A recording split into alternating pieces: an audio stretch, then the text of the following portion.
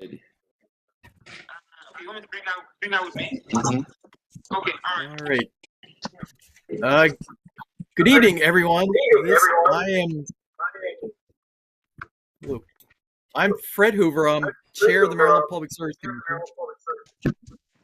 And I want to thank all of you for joining our public comment hearing in case 9666. On May 9th, 2024, House Bill 1296 was signed into law by Governor Moore. House Bill 1296 requires the Commission to open a revised Round 2 offshore wind project proceeding limited to evaluating revised project schedules, sizes, or prices for a previously approved project. U.S. Wind filed its application on July 30th, 2024. The evidentiary hearings in this proceeding begin on October 28th of this year. While the applicant and the other parties to this proceeding, including the Office of People's Counsel and the Public Service Commission staff, are not speaking tonight because we want to hear from the interested members of the public, they are listening via WebEx or the Commission's YouTube channel. The Commission appreciates the time and participation of everyone who is registered to speak this evening, and we have a number of folks who have signed up to speak.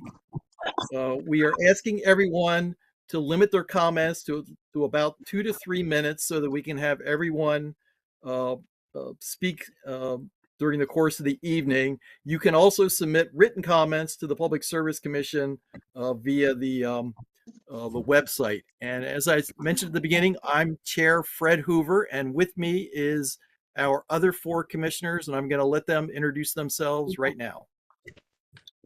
Where do you say that I'm needed? Good evening. My name is Mike Richard. I'm a commissioner at the Maryland Public Service Commission, and I appreciate all of your participation this evening. Look forward to hearing what your thoughts are. Good evening. I'm Bonnie Suchman, also a member of the Maryland Public Service Commission, and I really thank you for participating in this, and I look forward to hearing all of your comments. Good evening. My name is Kumar Barve. I'm a member of the Maryland Public Service Commission, and I also am looking forward to listening to all of you. Maybe not those of you from the General Assembly who I'm sick of, but everybody else. I want to hear from all of you. It's a pleasure to see you all. Okay, thank you very much. And with that, I will turn it over to Amanda Best, the Executive Secretary of the Public Service Commission, and she will be calling the names of those individuals who are going to testify. First on the list we have is Delegate Lorig-Charkoudian. Great. Thank you. Chair Hoover, Commissioners, for the record, Delegate Lorig-Charkoudian from the Maryland General Assembly representing District 20, and thanks Commissioner Barbe for that particularly warm welcome. I am here today to speak in support of the rebid application from U.S. Wind. As you know, I was a part of the process to ensure that this opportunity was there for U.S. Wind, and I'm absolutely thrilled with their decision to submit the rebid. And after reviewing the application, really excited for what this means for the state of Maryland. This is really the fastest path that we have forward to build an additional 1.7 gigawatts of offshore wind in the state. And I think it goes without saying, but I will say how desperately we need both clean energy and energy, high capacity energy in the state. I just want to say for the record, many of us are concerned and we are in ongoing conversation and will continue to be in conversation with others in the General Assembly, and kudos to the Commission for starting a process to really look at resource adequacy. But even before we get started on that process, looking at resource adequacy, this application really gives us a chance to make some significant strides, bringing on a very high capacity clean energy resource for the state of Maryland. And so I urge you to move forward as quickly as we possibly can with this rebid application, with the hope that this project can be built as soon as possible. I will just also mention from the perspective of the legislature and all the work that we've done to promote offshore wind, in addition to the crucial need for the clean energy, the high capacity factor of offshore wind. We also have been working for years now to build a supply chain and a workforce in the state of Maryland that will ensure really good economic multiplier effects of the investments that we make in offshore wind. These will be really good jobs, with high-paying jobs, with healthcare, with pensions, with job training associated with it. And then we also have the opportunity to really bring back the manufacturing at Trade Point Atlantic and with the cable manufacturers and so on. So all the way around, it's a really good deal for Maryland. I'm thrilled that we have this opportunity and urge you to accept this rebid application, approve it, and move forward with as quickly as possible. Thank you so much for your time. Thank you. Next on the list is Mayor Rick Meehan.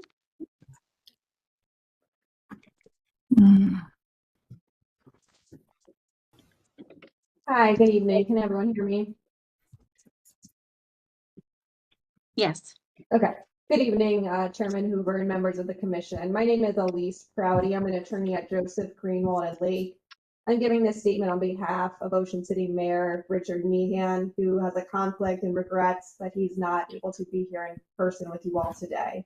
The commission for years has acknowledged the importance of and stated it would protect the town of Ocean City's viewshed.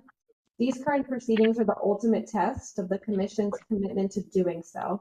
The supersized 15 megawatt turbines that US Wind now intends to build off the coast of Ocean City are not the turbines that were considered by the commission initially in 2017. They are now nearly double in size and 4 times the height of the tallest building in Ocean City. US Wind has plans to build turbines as close as 11 statute miles from shore. The size and location of the turbines will dominate Ocean City's viewshed. In prior decisions, the commission has conditioned the OREC awards on requiring applicants to use their best commercially reasonable efforts to minimize the impact on the viewshed. It should do so again. Ocean City's viewshed is an economic engine, not just for the town itself, but for the entire state of Maryland. It's also extremely concerning that US Wind's revised bid amounts have not been made public, and ratepayers will be blindsided by this hidden wind tax. As Mayor Meehan testified before the House and Senate committees earlier this year, the legislation establishing the new rebid process will result in rate increases. US Wind has attempted to hide not only that there will be rate increases, but also how much the electric rates will increase under its new bid. The town of Ocean City requests that the commission publicly release the amount of the US Wind tax increase. The ratepayers have the right to know the amount of the US Wind tax increase and to provide public comments about this wind tax. Thank you very much for your time. Thank you. Next on the list is Delegate Wayne Hartman.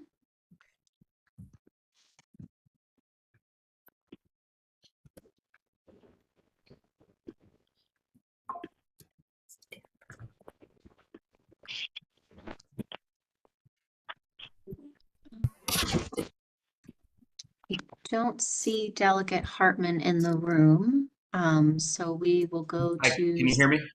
Oh, yes. Hi, sorry about that. You see me, hear me? Yes, no, absolutely. Please. Hi, good evening. My name is William Smith, Legislative Aide to Delegate Wayne Hartman, here to provide comments on his behalf. First, thank you for offering this opportunity to speak on the Public Service Commission's revised Round 2 proceeding for US Wind, Case 9666.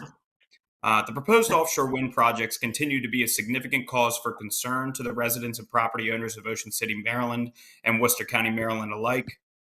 I, along with many others, have consistently raised these concerns regarding the negative environmental, economic, and visual impacts that will come from the industrialization of the Atlantic Ocean. The implementation of offshore wind turbines will cause irreversible damage to our local ecosystems, interfere with the biosonar capabilities and migratory patterns of marine life, and bring harm to our local fishing and tourism economies. In relation to tourism, studies such as one from NC State show that a significant portion of oceanside vacationers did not return to their destination if wind turbines were visible. Ocean City, Maryland thrives off tourism, and having wind turbines installed this close would be devastating to the local economy. People from all over the region come to Ocean City to enjoy the scenic views and notable fishing that our resort town has to offer. Aside from this, offshore renewable energy credits, also referred to as ORECs, are being funded by Maryland ratepayers at a time when energy prices are at a record high. Energy affordability is a major issue across Maryland, and the potential for another increase to ratepayers is troubling. Ørsted Energy Company has originally made an agreement with the state of Maryland to develop their Skipjack wind project through ORECs. Yet earlier this year, they withdrew their agreement due to unstable market conditions such as inflation, high interest rates, and supply chain issues. Ørsted stated that they could not move forward because, quote, the payment amounts for ORECs set forth in the orders are no longer commercially viable. If the previous ORECs were not feasible enough for Ørsted to move forward, it is clear that ratepayers in Maryland will be forced to pay more out of pocket to revise the offshore renewable energy credit agreement with U.S. Wind. This would be devastating for Marylanders, as we are already anticipating a potential 30% increase to energy prices in the coming year. It is also worth noting that creating additional energy costs would likely steer away new businesses that may be considering coming to Maryland. I stand by the belief that other forms of technology should be explored for harvesting clean energy to fuel the grid. This round 2 revision will not only be damaging to ratepayers, but also expand the overall capacity of this offshore wind project. For all of these reasons, Delegate Hartman is strongly opposed to any offshore wind development in the Atlantic Ocean. Thank you for your time and consideration. Thank you. Next on the list is Senator Klausm.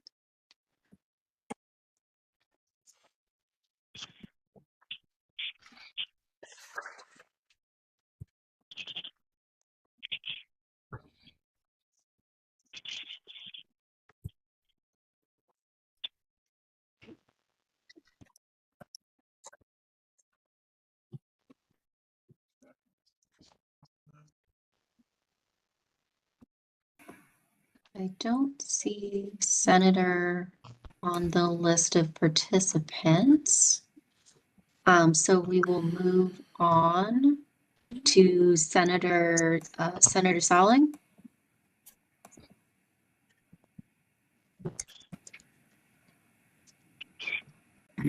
Thank you for this opportunity to speak on this issue. My previous testimonies have always been in support of not just offshore wind, but the jobs that we know that could be this greatest opportunity at Trade Point.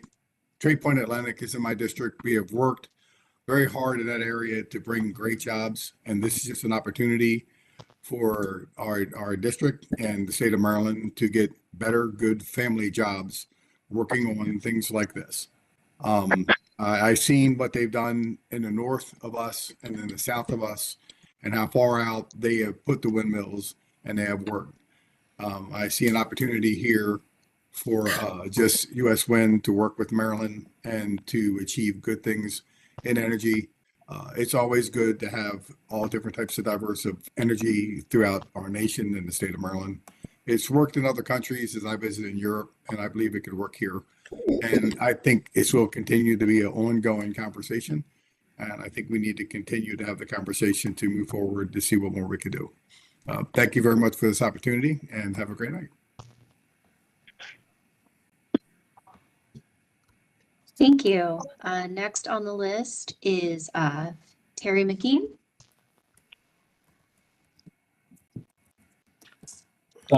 Good evening, Chairman Hoover and members of the commission. My name is Terry McGeehan, and I am the city manager for Ocean City, Maryland. Last spring, I attended both the House and the Senate committee hearings for the legislation that established this new OREC rebid process.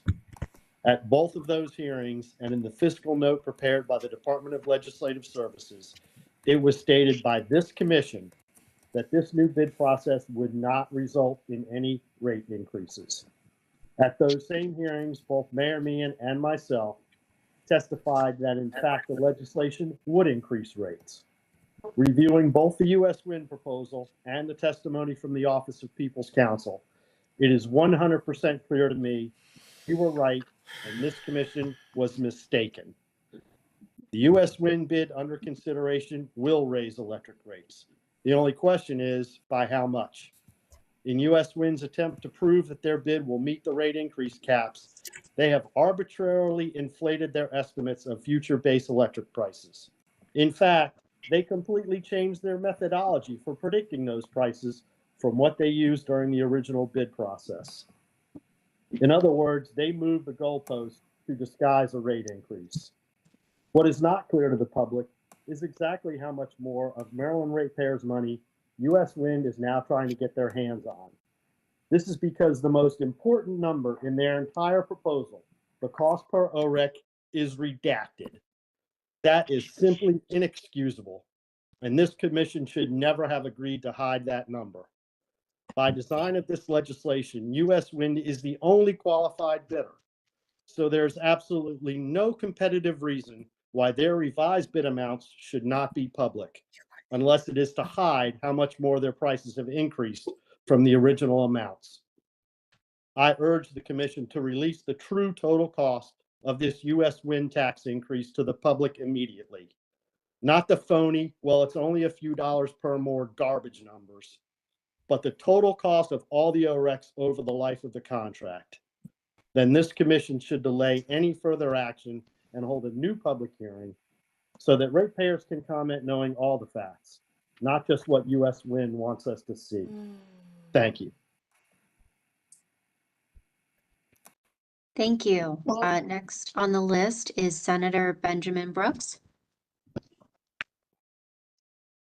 Good afternoon, Chair Hoover and members, commissioners.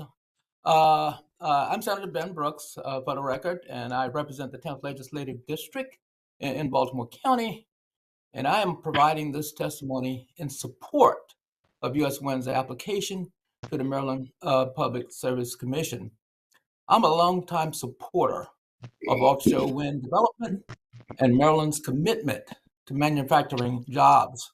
I'm fully supportive of the U.S. Wind's application because it represents the most ambitious offshore wind energy project ever proposed in the state.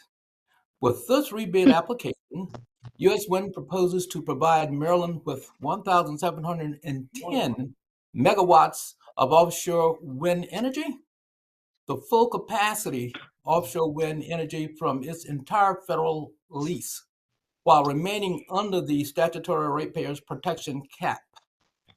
This is an unprecedented opportunity for Maryland to substantially advance toward its goal of procuring 8,500 megawatts of offshore wind power at pricings that fully satisfy the ratepayers impact test established by Maryland law. U.S. Wind can do this by maximizing the build-out of its federal leased area and using new wind turbine technology, which now boasts more efficient machines that generates more power.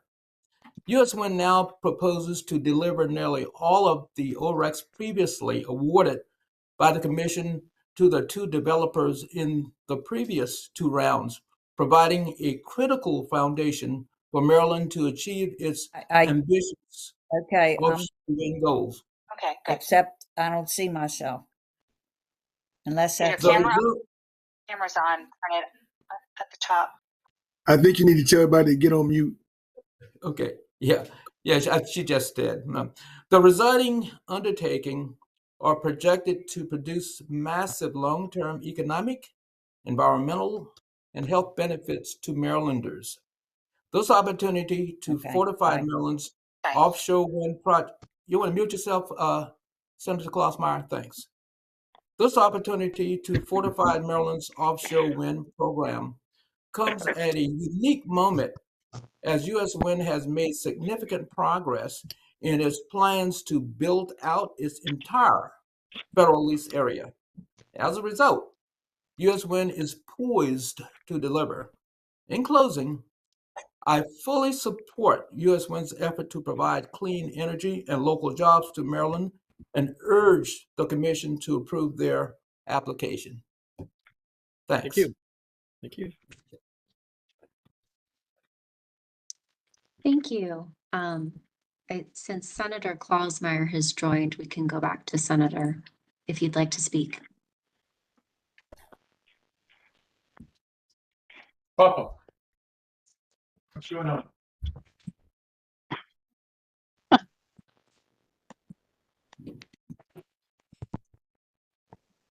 Senator Klausm, go ahead and unmute yourself and go ahead and speak. So.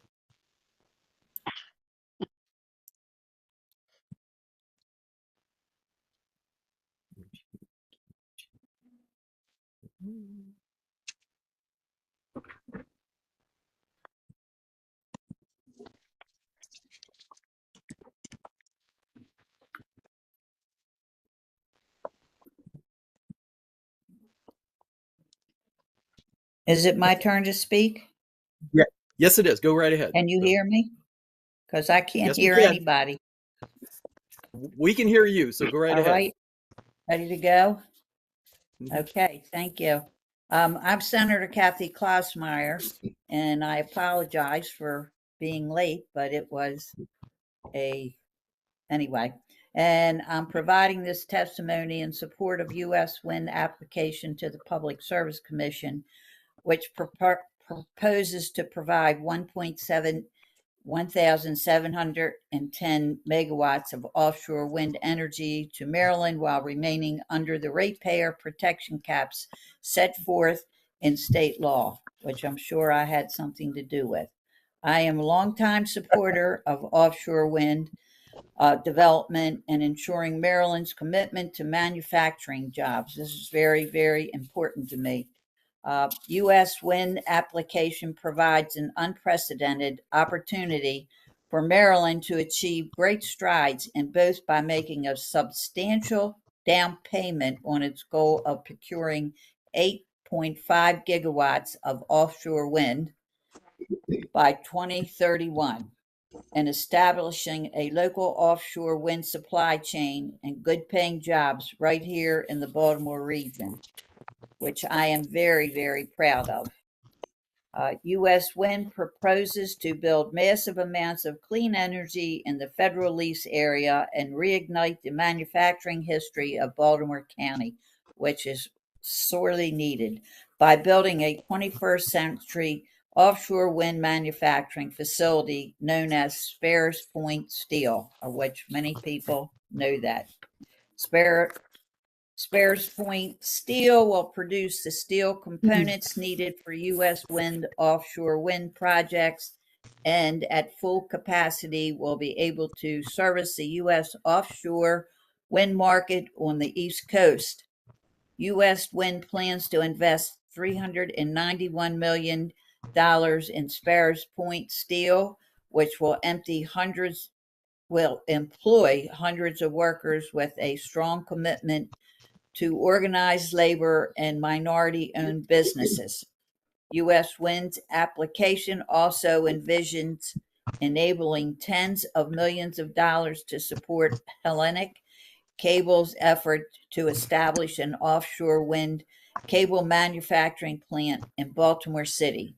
More jobs. Building these two manufacturing facilities in Baltimore County and Baltimore City will create hundreds of local jobs and establish Maryland as an offshore wind manufacturing hub, which is something I've wanted for a long time.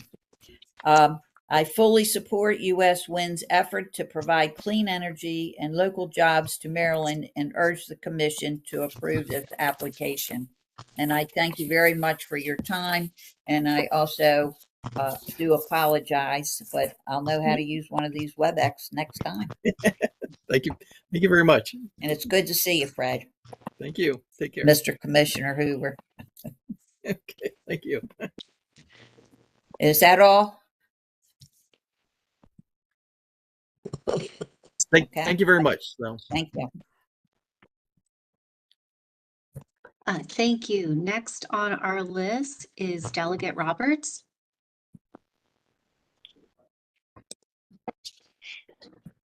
Put it through the dryer twice. Put it through the freaking dryer twice.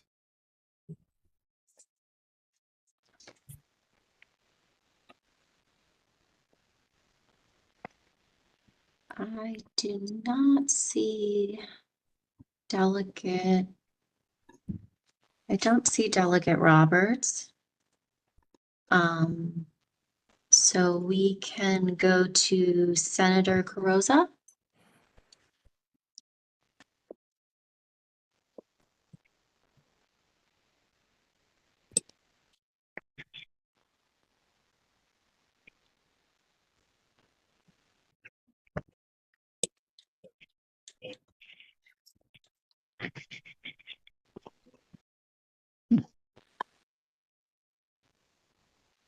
Good evening. May I start? Good evening, Chair Hoover and members of the commission. I am Mary Beth Carosa, the Maryland State Senator.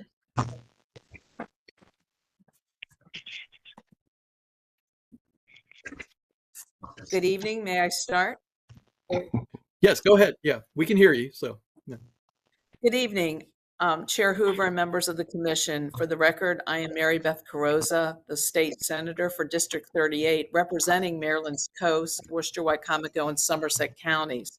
I want to thank you for allowing the public to participate in this hearing that will directly impact the lives of my constituents on Maryland's coast and all Marylanders.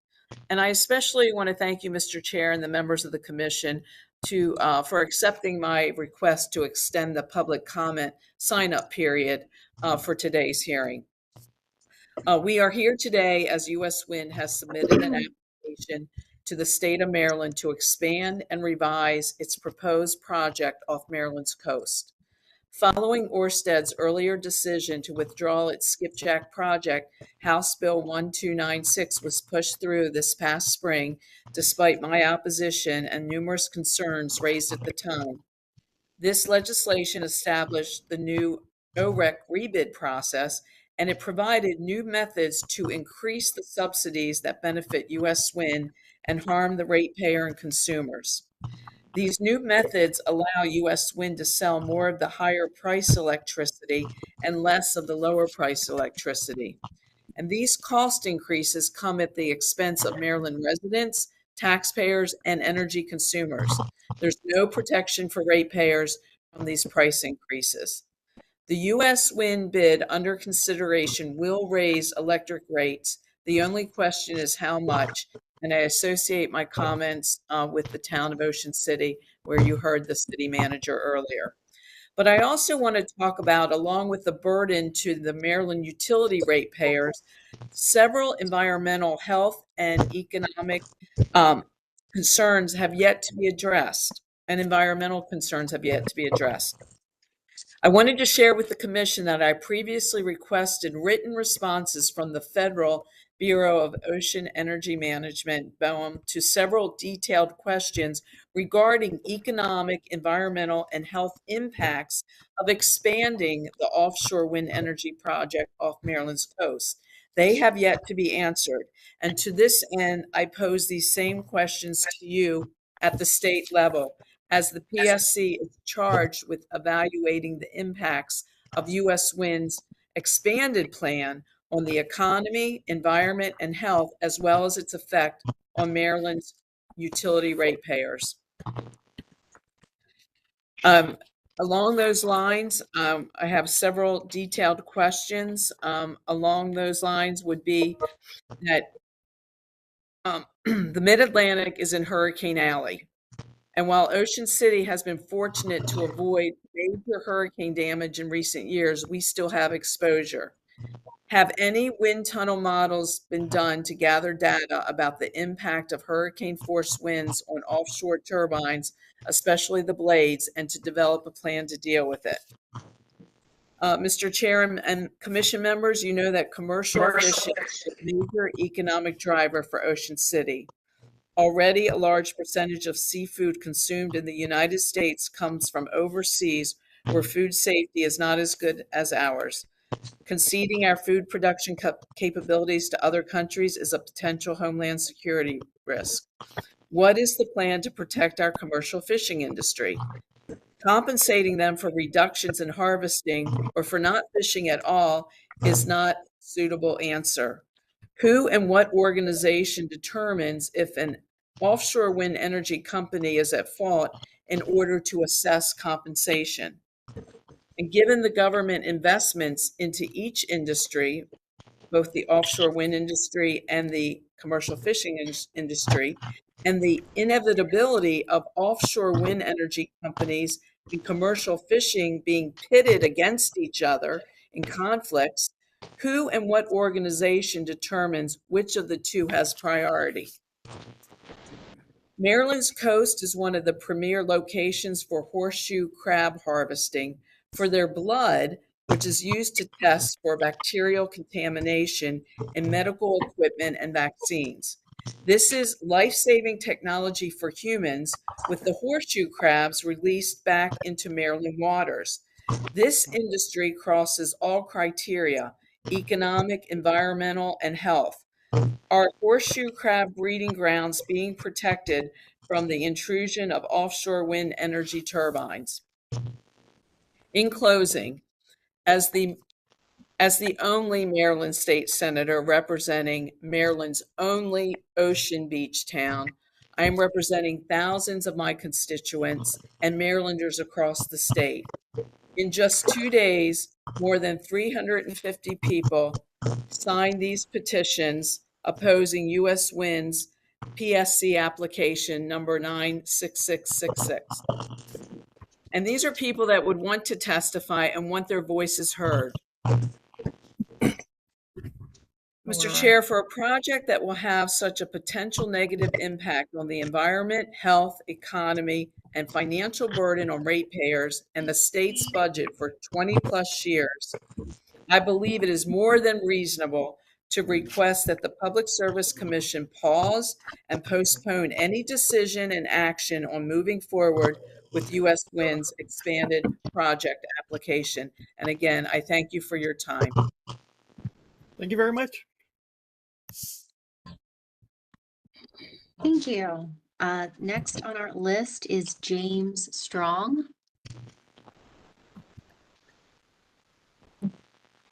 Good evening, Mr. Chairman and members of the Public Service Commission. My name is Jim Strong. I'm the Offshore Wind Sector Assistant for the United Steelworkers International Union.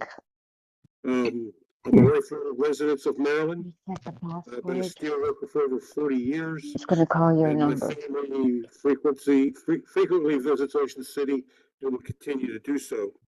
We are in support of U.S. Wind's application to the Public Service Commission to provide 1,710 megawatts of offshore wind energy. This will help Maryland reach its goal of 8.5 gigawatts of offshore wind energy. It addresses climate change concerns, and it will also create good paying union jobs. I'm specifically going to talk about the impact it will have on the steelworker jobs. Back in August of 2021, U.S. Wind made an announcement at Trade Point Atlantic of its plans to build a monopile tower production facility, and the name of that facility will be Sparrows Point Steel. They also announced that our partnership with them, in which we will work jointly together on a variety of different issues, such as working with the communities, working with the business economic development of both Baltimore City and the surrounding counties. We will work with minority businesses, go to different vocational schools and high schools, let them know of the job opportunities that will be right around the corner of Trade Point Atlantic. We've reached additional schools such as JARC, which is a nonprofit organization in Baltimore City that helps workers obtain a skill, especially in the area of welding.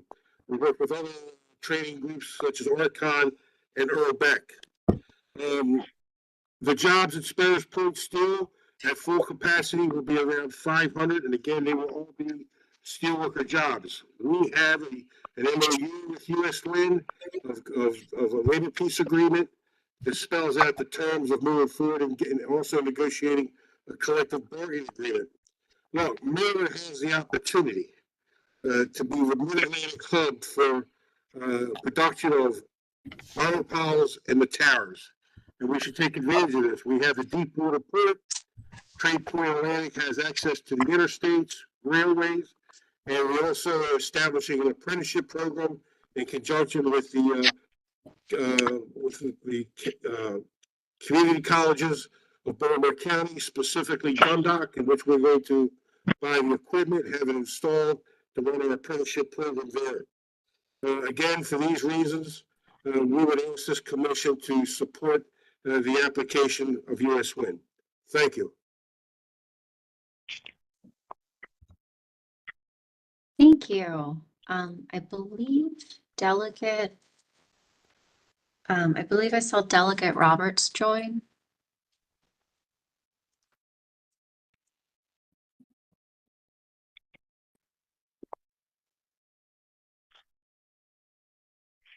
What's an easy one?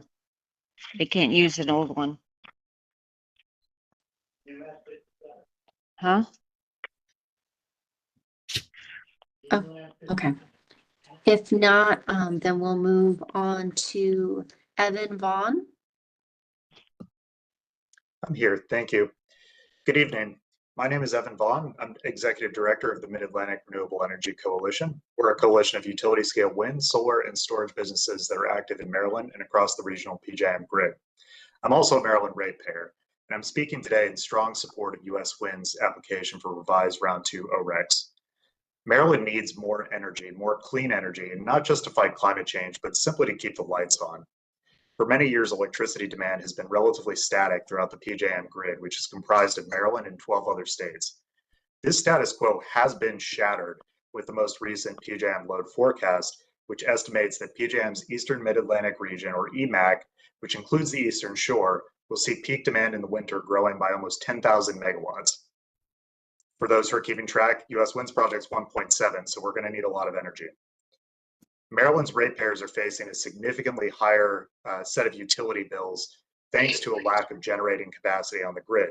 Near-term urgency to build these energy resources is magnified by the impending retirements of old, inefficient power plants in PJM.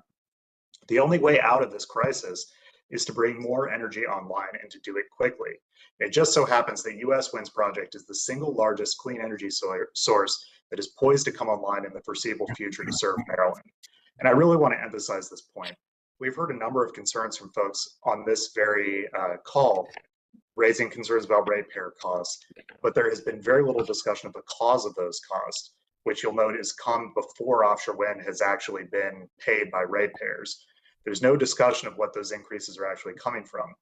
And US Wind's project is precisely the kind of project that's going to mitigate those ratepayer costs, which are coming because Maryland is using more electricity and building very little power generation. The offshore wind industry has a proven track record, and it's been deployed at scale, not just in other US states, but around the world. And before anybody raises concerns about reliability, strong, steady offshore wind has a capacity factor and capabilities that are comparable to coal and gas resources.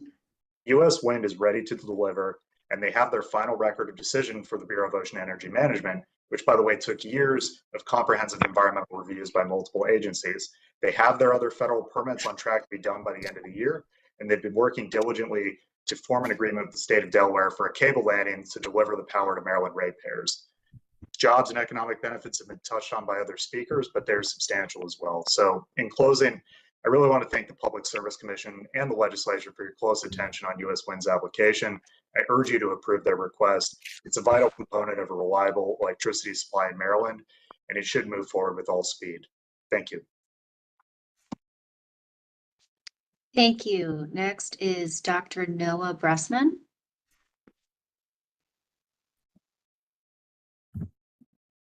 Having me. First off, I'll say that I'm a biology professor at Salisbury University. My research area specialty is marine ecosystems and aquatic ecosystems. I'm also an avid angler living in Salisbury, Maryland, that regularly goes fishing out of Ocean City.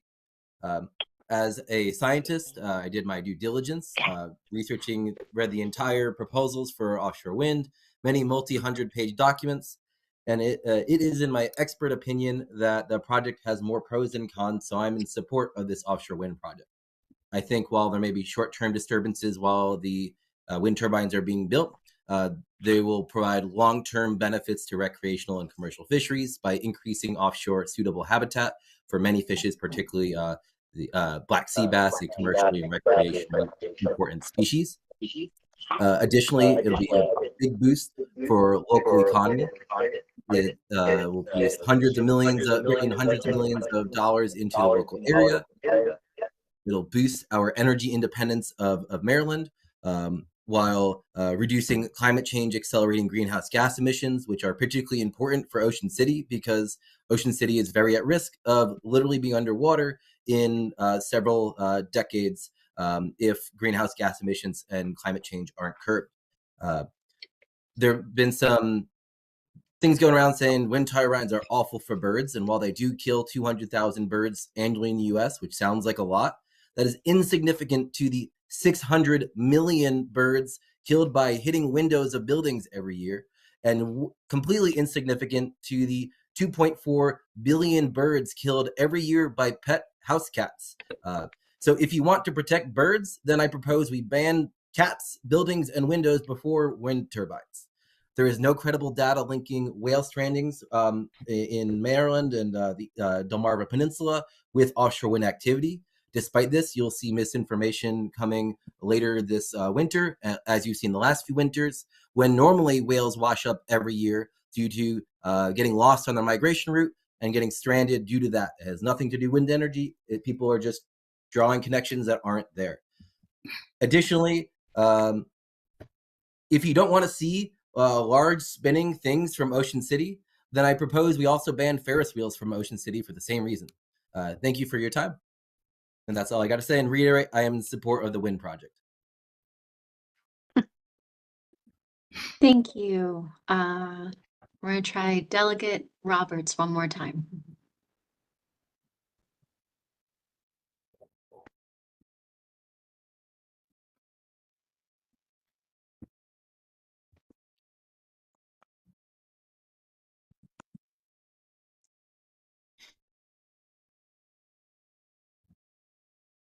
Okay. I'm sorry. I'm sorry. Go ahead. Are there others? I'm sorry? Are there still other people waiting to testify? No, you go right ahead. So you're fine. So. No. I just need a minute. Oh, I see. Okay. Then I'll call the next person. Okay. Then we'll Thank come you. right back to you. So, okay. Thank you. Sure. So next on the list is Steve Cottrell.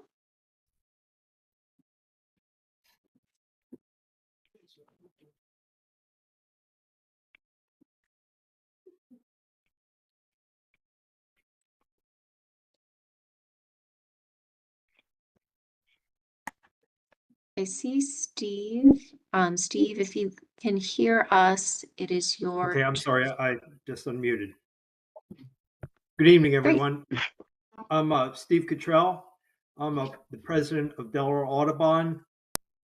Delaware will have a role in the proposed U.S. wind project, so that's why I was asked to comment this evening. Audubon science shows that nearly 400 species of North American birds that are at risk of extinction if the rate of global warming is not reduced. As everyone is well aware, due to the recent extreme weather events, global warming also has a devastating effect on human life. To achieve a reduction in global warming, it is necessary to decarbonize the grid as fast as possible with electricity from emission-free renewable energy. Audubon supports offshore wind energy that is sited and operated properly to avoid, minimize, and mitigate impacts on birds and other wildlife for their continued survival. Because birds migrate within 10 miles of the coast in the mid-Atlantic, the project, which will be over 10 miles out, will have a nominal effect on birds. U.S. Wind project will lead directly to investment in hundreds of millions of dollars in the Maryland economy, which will help build the Maryland workforce needed for this massive clean energy project. The project will be a boon for recreational fishers as it has been off the East Coast and all over the world.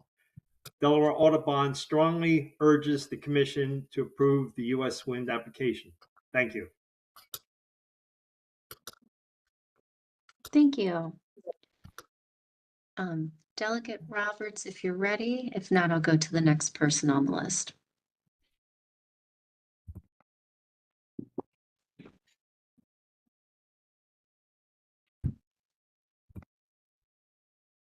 Okay, we'll go to Charles Stegman.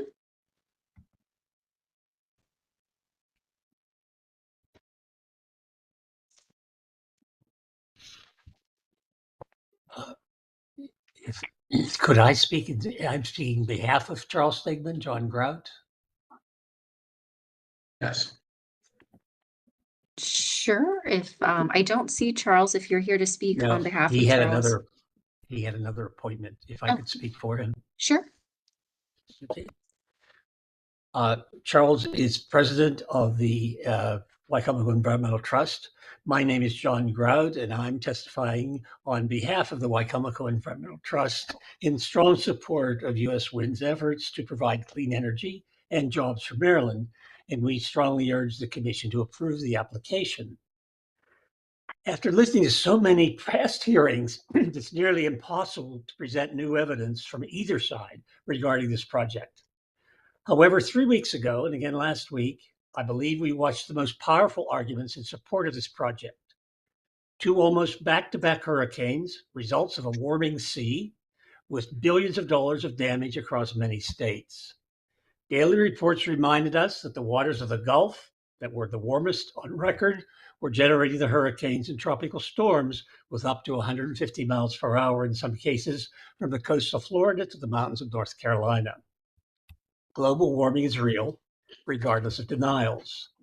Ocean City and other Atlantic towns are sitting ducks for the inevitable nor'easters, sea level rise with flooding, and the less discussed but equally fearsome shifting of the Gulf Stream further from the coasts due to rising water temperatures. The Gulf Stream currently draws water off the coast, takes it away from the coast, but when it becomes weakened and further out, it shifts into the deeper Atlantic, and this is due to climate change. It will allow even more and deeper waters to flood the coast towns along the Atlantic Ocean, including Ocean City. One way we're addressing this is to lessen our use of fossil fuels, and renewable energy from wind is an important part of that effort. This project will increase Maryland's share of wind energy production from 1.3% to 20%, an increase of wind energy of renewable energy over 18%. It will reduce the state's CO2 emissions by almost 14 million tons in the first 20 years of the operation, and it's estimated that this project will have a lifespan of 25 years. Offshore wind is highly efficient for generating electricity. After compensating for fossil fuel usage during manufacturing turbines, after compensating for fossil fuel usage when we manufacture the turbines and use it in transportation, installation, maintenance, and decommissioning, we end up with about 25 years rather, of net clean energy. Nearly 25 years of clean energy that replaces billions of tons of dirty fossil fuels, emitting CO2, trapping heat in the atmosphere to warm the ocean even more, resulting in the damages we've been watching of increased rainfall and flooding from warmer air holding more moisture, more frequent and strong hurricanes generated from warmer oceans, water, and long-lasting heat domes like we experienced the last 2 summers, only constantly becoming hotter and longer. In summary, we strongly urge the Commission to approve this project. Thank you. Thank you. Next on the list is Russell Kovac. Hi, my name is Russ Kovac. I am a resident of Howard County, but I am a bird watching guide that routinely works in West Ocean City, guide trips on Sonnepoxen Bay and in the inlet and all the way down through Assateague. And so this is an area that's very important to me personally. And I want to speak strongly in support of approving this project. Why? Because there are nothing but wins with respect to this project. First off is the obvious, right? A reduction in carbon dioxide emissions can only be a good thing for Maryland, whether it be Maryland's wildlife, whether it be Maryland's residents, whether it be Maryland's economy. You know, we rarely stop and think about just how much money we spend on mitigation from damage due to climate change impacts. Clearly, anything we can do to reduce carbon dioxide emissions is ultimately going to save Marylanders money, not cost us more money. Beyond that, there's been talk tonight about impacts that offshore wind has on local fisheries, including commercial and recreational fishing. I am very much a fisherman, and I fish down on the shore all the time. And I know, because I've done the research, that other places in the US and in Europe where they have offshore wind, local fisheries have actually improved over time, mainly because the turbines provide habitat. They're essentially like sinking a ship to put reefs out there, right? We all know that is a strong benefit to local fisheries. There's no evidence that this would do anything other than be exactly that, very beneficial to local fisheries. But beyond that, there's also been talk about the impact of the turbines on the view shed. And I would encourage everybody, if you want to see what these wind turbines would look like, to go up to the Cape May Lewis ferry, and you can just walk on as a passenger. It's not much money. And if you're about halfway out and you look back at the town of Lewis, you'll see there's a wind turbine right above town, and the view would be roughly approximate about halfway to 2/3 out across the Delaware Bay, looking back in Lewis. And you can see how little of that turbine you could actually view from that distance. I know the turbines are bigger than the one in Lewis, but the distances are greater as well. The point being is that there is a minimal impact on the view shed. And as was suggested earlier, we're talking about a resort town with tall buildings and carnival rides and all sorts of stuff on the shore. The addition of the turbines offshore at that distance, which would be minimally visible from the shore as it is, are going to have a negligible, if any, negative impact on tourism. And in fact, if you go up to New England where they put these in, tourism has not only not been decreased, it has increased in those areas. So I feel like that argument is moot. So basically, this is a win-win-win, good for the environment, good for Marylanders as far as our future, good for Ocean City as far as its future. And I would strongly encourage the PSC to approve the application. Thank you. Thank you. Delegate Hartman, were you ready?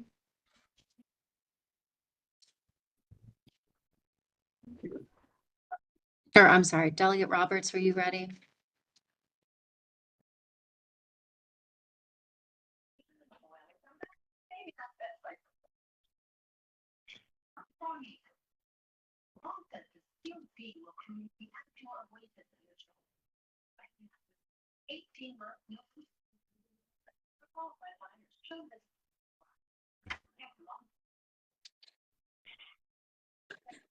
Okay, sorry, my bad. I was trying to somehow the screen just blew up on one person's square over here, and I'm not used to using this platform, so I do apologize. But okay, so I'm Delegate Denise Roberts. I represent District 25 in the state of Maryland in Prince George's County. And I am here to express my strong support for U.S. Wind's application to provide 1,710 megawatts of offshore wind energy to Maryland.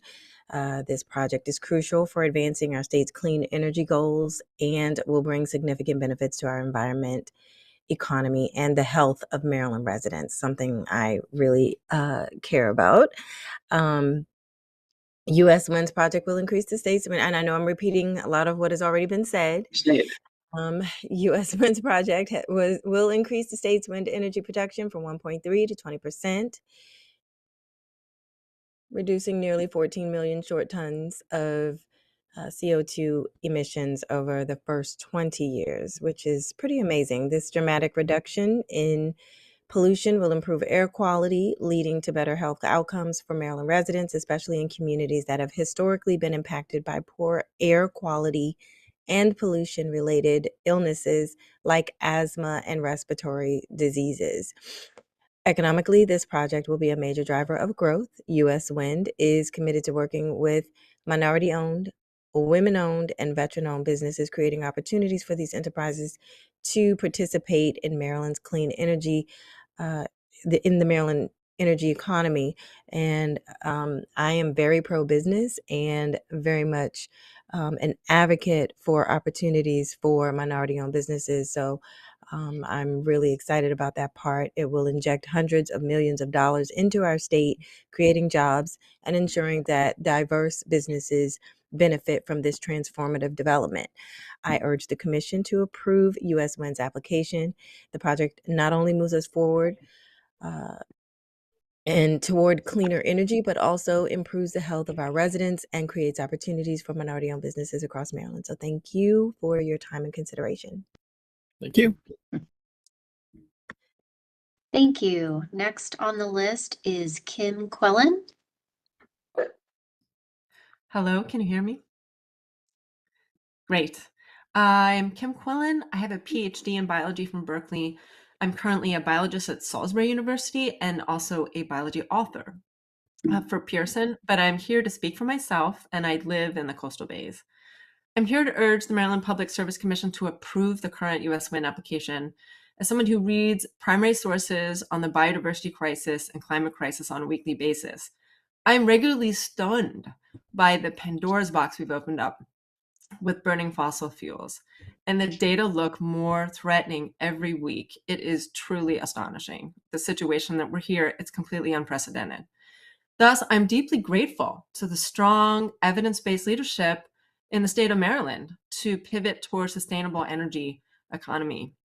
Unfortunately, some of our local leaders have been stoking fear in this community, which seems like an upside down PR strategy to me. For example, my family was walking on the boardwalk and the Ocean City kiosk had false information about harm to whales. So this is frustrating because this is manufactured fear that is not productive to the urgently needed solutions that we need to come together on. So some say, let's just not do wind here, the so-called save the sunrise. But this is a vote in favor of continuing the burning of fossil fuels, which has proven lethal to humans and other life, directly and indirectly. Some say, let's do solar instead. We need both and fast. And we cannot build solar fast enough to match the 1.7 gigawatt energy we get from this remarkable project. Some say, let's do wind elsewhere, but we use the energy here. And so we need to localize our energy production. Some say, slow it down.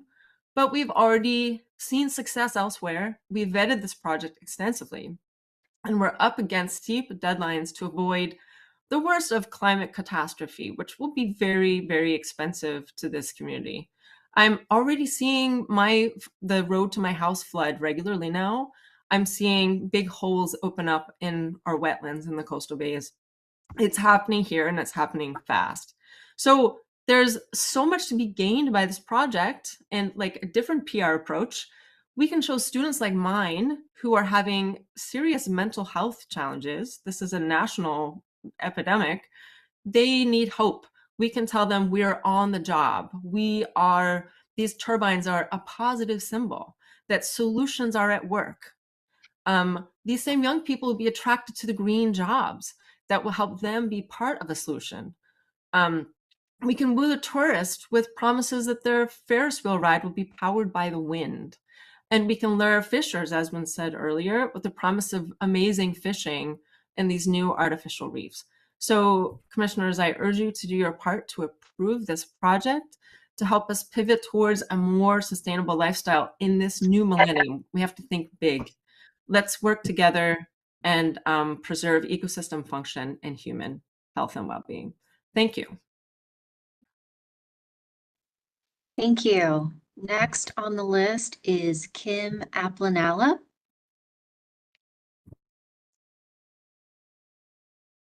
Hi there, can you hear me?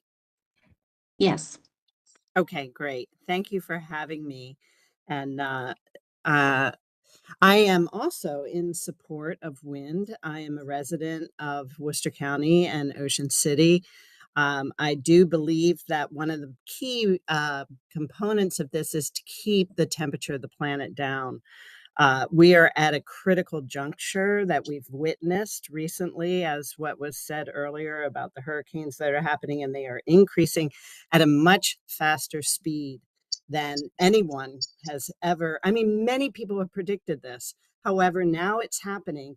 And the fact that some people are still in denial is astonishing to me because it's right in front of our eyes. So keeping the temperature of the planet down is key for me. It's happening now. It's critical to get off fossil fuels and to diversify energy. Bring clean energy to Maryland, I think is very important, and reduce the carbon dioxide imprint that we've had so far.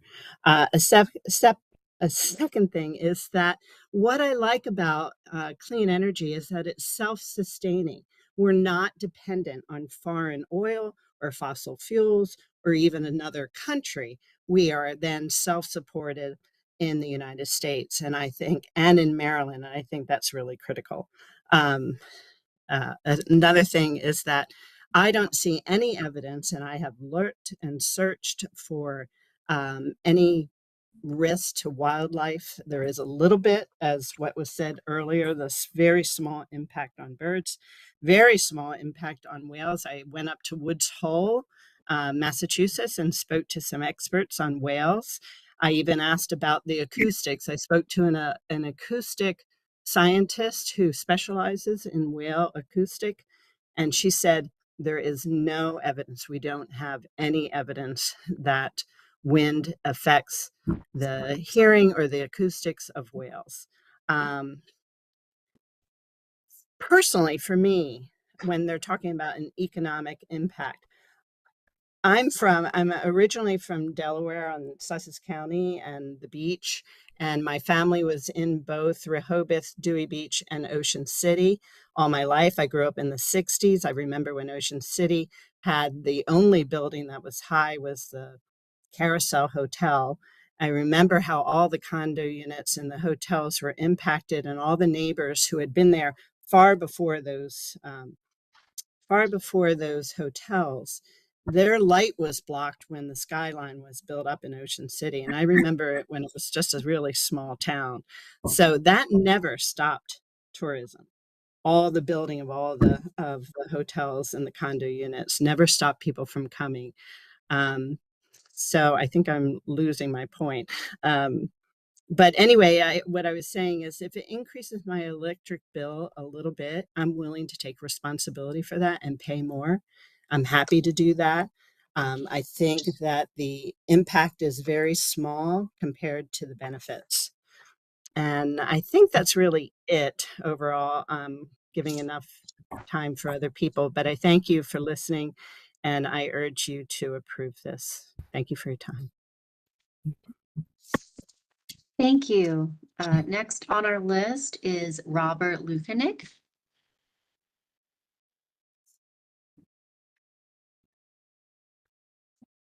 Okay.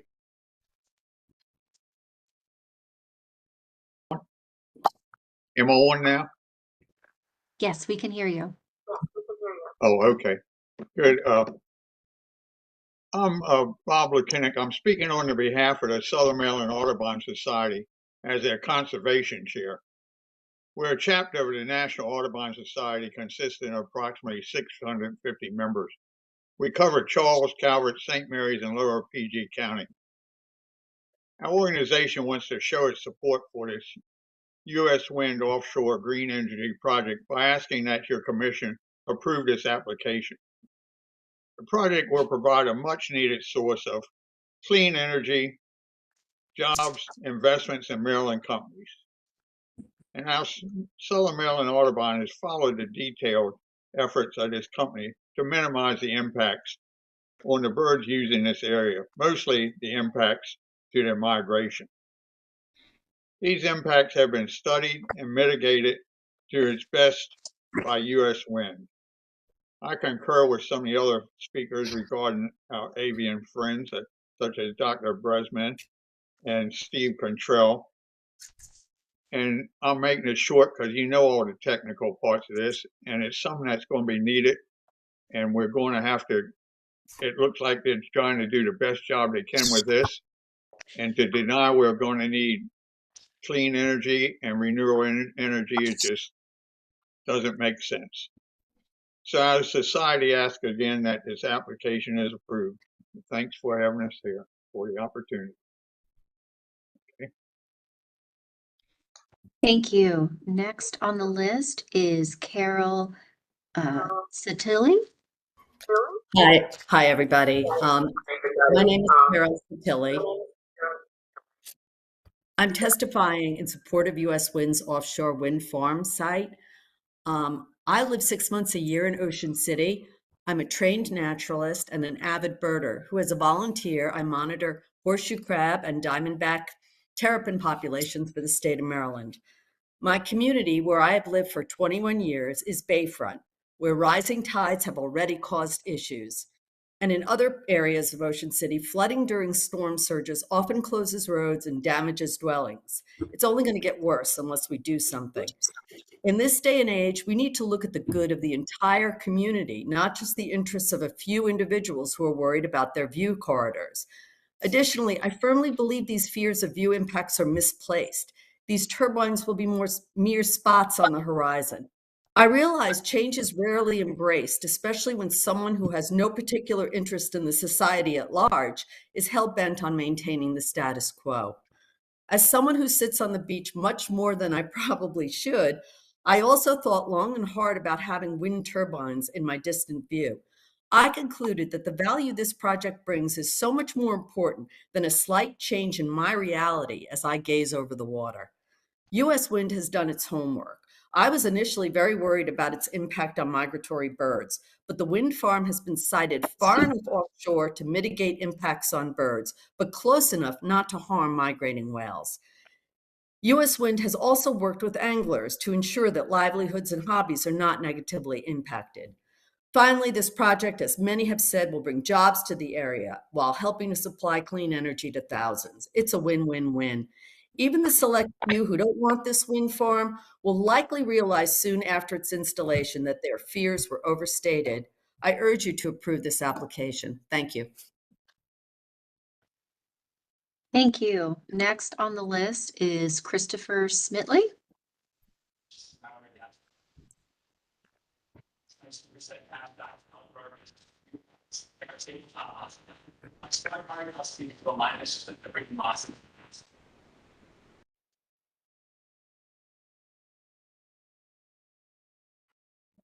I don't see Christopher, so we will move on to Bronwyn Betts.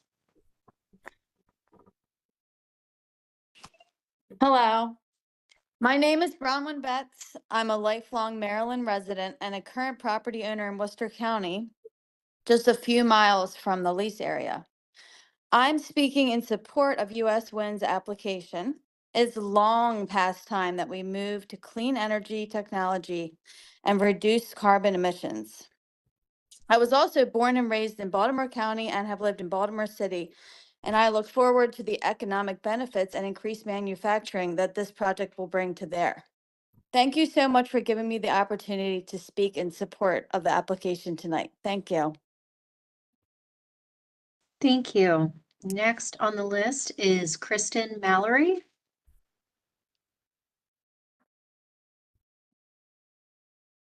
Hello, can you hear me? Yes. Hello, everyone. My name is Kristen Mallory. I am a property owner of Worcester County. And I just want to comment about 5 shares ago. She said she was rambling about all the light pollution of the hotels back in the 60s and how it did not affect tourism. That was definitely not rambling. That was a great point. I'm here to say that I support the U.S. Wind's application. I believe that the wind farm will decrease our carbon footprint in the state of Maryland.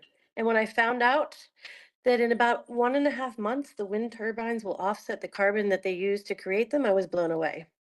I strongly believe that the science and the scientists back up all of the benefits. And in response to another comment, I just want to say that as a taxpayer, I'm willing to pay a tad more on my electric bill if it helps our planet and the community and our health. Or just an idea, I'm not trying to make anybody crazy, but increase or create a minimal tourist tax, since that seems to be a concern for the town of Ocean City. One last thing. When I learned that Baltimore would be a recipient of the manufacturing jobs, I was thrilled. Baltimore is so special and could use a good boost of energy, no pun intended. I'd be proud to see the wind turbines in our town. Thank you for the opportunity for me to share my thoughts. Thank you. Next on the list is Jackie Grindrod. Hi, can you hear me? Yes. Can you hear me? Thank you. Thank you all for having this hearing. My name is Jackie Grindrod, and I live in Berlin, and I am a fervent lover of Assateague Island, and I go there for peace and tranquility, and I love an ocean view as much as anybody in this area. However, I support U.S. Wind's efforts to provide clean energy and new jobs to Maryland, and I urge the Commission to approve this application. Maryland will make enormous strides toward reaching its climate goals once U.S. Wind is in service to us. U.S. Wind's proposal will, as you already know, bring hundreds of millions of dollars of investment into our state. It has made commitments to organized labor and to minority-owned and veteran-owned businesses. That's very important. It has positioned leaders who respect marine life. It has worked to protect the animal life above and underneath the water, and its experts have managed to place the turbine path along routes that present the least amount of disturbance to the wildlife. We can talk about tourism. We can talk about its impacts on tourism. We can talk about how the views may be blocked, which they probably will not very much be, but we can talk about property values all we want, and it will be to no good because it is already too late for that. I'm not a scientist. I'm not an expert on marine life and such, and I don't know what the long-term effects will be if we allow the wind farm to go forward. But I do know that as a species, we are at a crossroads the likes of which we have never known. We either get on board with sustainable energy in all its forms, as much as we can get and as quickly as we can get it, or we are fated for more Helenes, more Miltons, more tornadoes on our peninsula, more and worse wildfires out west, and more earthquakes everywhere. We will not be spared. We have tough choices to make, and we better make them smart. And I thank you for the time. Thank you. Next on the list is Jen Brock. Thank you. Thank you, Chair Hoover and the Commission for the opportunity to testify. For the record, I'm Jen Brock, Chief of Staff with the Oceanic Network. Over 10 years ago, Maryland businesses founded the Business Network for Offshore Wind. Now, as the Oceanic Network, we envision a thriving ocean renewables industry powering strong economies. Our collaborative global nonprofit network advances ocean renewables markets and robust supply chains of local companies with a focus on minority, women, and better-known businesses. Oceanic thanks the Commission for its historic bold decision in 2021 to maximize environmental and economic benefits and build a robust local supply chain by awarding ORECs to U.S. Wind and Ørsted. For the public's context, the Commission attached to those approvals requirements that 10,324 jobs be created, 12 million be contributed to the Offshore Wind Business Development Fund, a monopile construction facility be built at Sparrows Point, and a subsea cable facility be built in Maryland, all while staying under the ratepayer protection cap. Given the global economic conditions over the last year, those commitments are now at risk. That is why Oceanic is testifying in support of U.S. Wind's application to right-size their OREC agreement to maintain Maryland's opportunity to become a hub of offshore wind manufacturing. U.S. Wind commits to the creation of 6,227 jobs across the project's 4 phases, with Hellenic Cable's facility creating an additional 620 jobs, and Sparrows Point Steel creating another 530 jobs, all while still under the ratepayer cap. This project is as close to shovel ready as possible.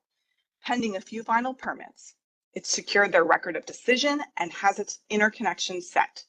After their construction and operations plan is approved, onshore construction can begin. While some Maryland companies have contracts in the offshore wind industry, Maryland companies are already in the supply chain, and they will grow robustly with the approval of U.S. Wind's application. Our support is tied to our excitement around two significant investments in the national supply chain. You've heard about these, but want to give you a few more details tonight. First, a $90 million investment in Hellenic Cable's array cable facility in Baltimore, the first of its kind in the nation. With a total budget of $200 million, it will be developed in two phases. The first, completed at the end of 2026, will see the construction of a land cables plant to address the need for transmission and distribution grid upgrades. Phase 2 will expand the plant, adding the capability to manufacture subsea cables. Second is the creation of Sparrows Point Steel, the second monopile and the first tower facility in the U.S. Hundreds of full-time workers from the United Steelworkers, with whom U.S. Winds established an MOU, will be employed. At full capacity, it will have the ability to produce approximately 100 monopiles, transition pieces, or turbine towers each year. They've also signed an MOU with the Baltimore, D.C. building and construction trades to support wind farm construction, logistics, and port operation. So we, and myself personally as a Maryland ratepayer, respectfully urge the Commission to approve U.S. Wind's application. Thank you. Thank you. Next is Sierra Miller.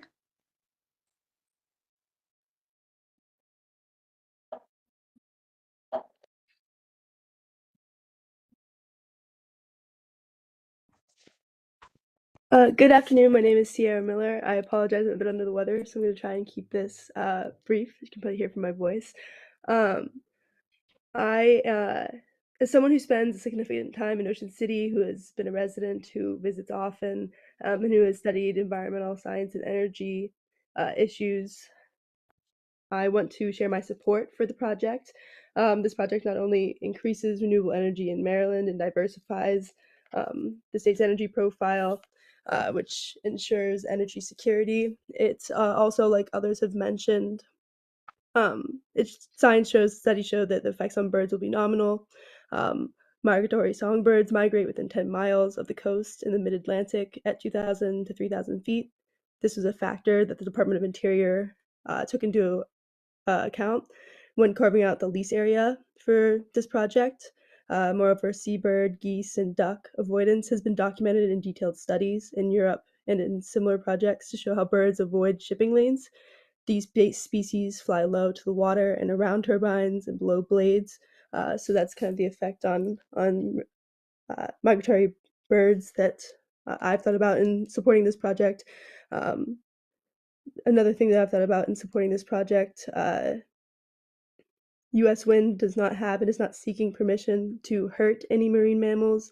U.S. Wind will protect marine life during construction by following a few noted federal requirements, including double bubble curtains and near-field sound attenuation to minimize underwater sound from pile driving, extensive visual and passive acoustic monitoring implemented throughout construction, and establishment of monitored clearance and shutdown zones. So those are a few things that have been really important in my consideration of supporting this project. So again, I just wanted to urge my support, and thank you for giving me time to speak. Thank you. Next is Rosalie Bright. Hi, evening. Can you hear me? Yes. Yes. I'm Dr. Rosalie Bright, a Maryland resident. I have a Doctor of Science degree in epidemiology, which is the science of diseases in populations with an emphasis in environmental health. I'm retired from a federal career as an epidemiologist. First, I reference and stand by the oral comment I made on October 30th last year to BLEM about this project, and my more extensive written comment that November. In them, I emphasize that decision makers ought to consider the full range of public health pros and cons of non-combustion versus combustion energy. Combustion energy fuels include oil, gas, methane, biomethane, ethanol, and trash. In this comment, I want to add that every project, as small as it may seem among all energy projects, counts. I've seen many federal justifications for combustion energy projects that state that the projected impact of their individual project is a very small fraction of the total impacts of combustion on pollution and climate change. The problem with the federal arguments is that even though every single project is relatively small, they add up.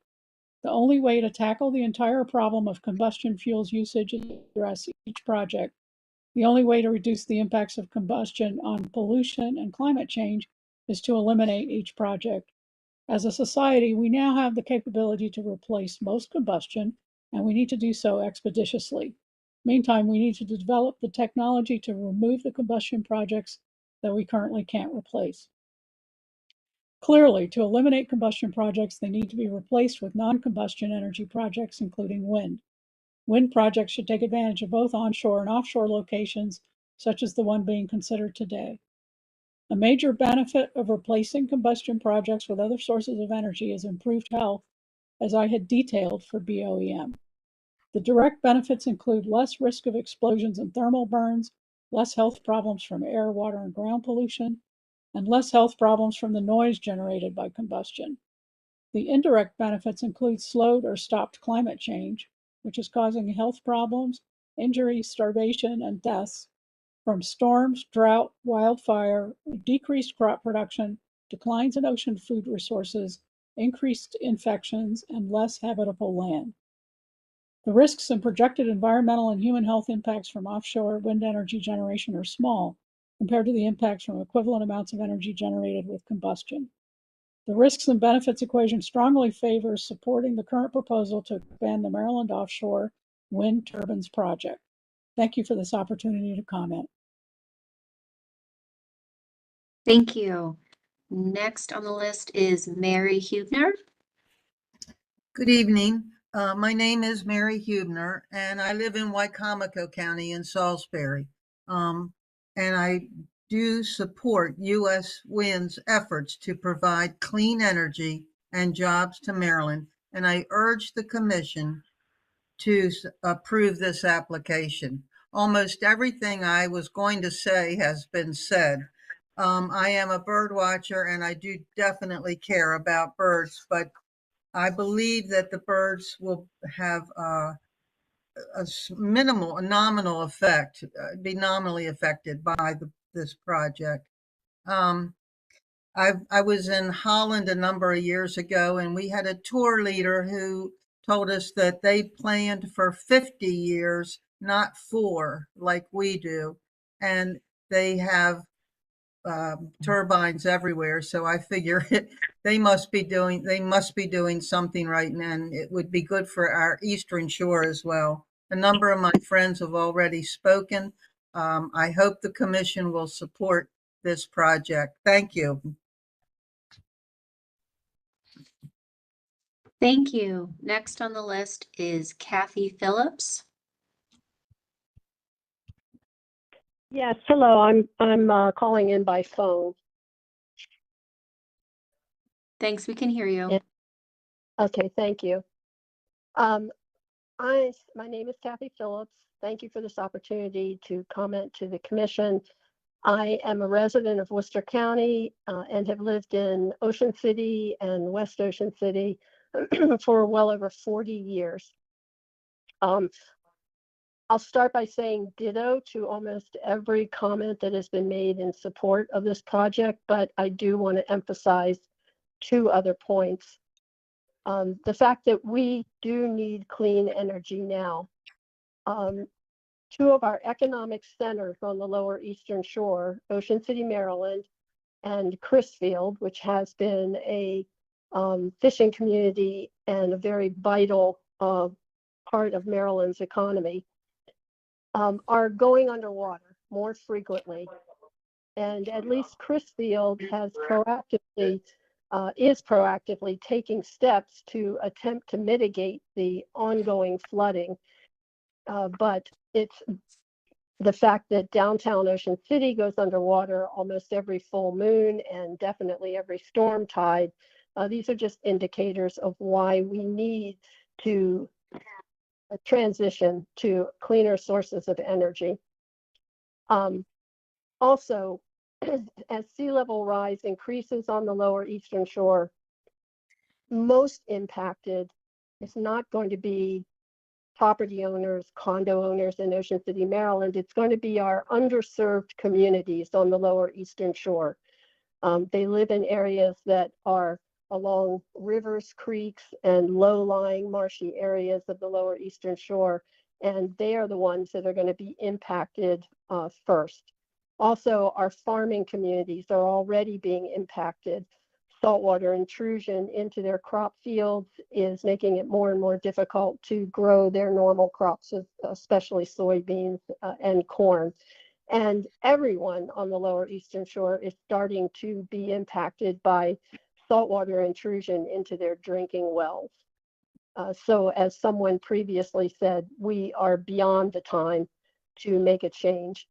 I also just want to make one more comment regarding tourism and property values. In the 1980s, when the Ocean City's beach replenishment project and the major oceanfront dune project was started, it was a crisis situation in the town of Ocean City. Every oceanfront property owner was absolutely convinced they would never be able to rent their condos out again because the dune was blocking the view of the ocean. Everyone thought that the costs were going to be prohibitive to them and they would not be able to pay their taxes and that Ocean City would die. Well, here we are, 2024, and Ocean City is as viable a resort community as ever before. And one other thing that I thought was interesting, I virtually attended an Ocean City, Maryland, Ocean City Council meeting about a week ago. And there was a group of students from the Indian River School District up in Delaware who made a presentation to the Ocean City Council. And one of the slides in their presentation regarded vacationers in Delmarva. Now, they don't have a credit to this slide, so I'm not exactly sure who did the survey or where the information came from. But what I found very interesting, the questions were regarding if there were offshore turbines, would people still vacation in Ocean City? And over 50% of those who responded to that survey said that it would not be an issue, that they would still vacation in Ocean City. Thank you again for the opportunity to make this comment. Thank you. Next on the list is Susan Beyer.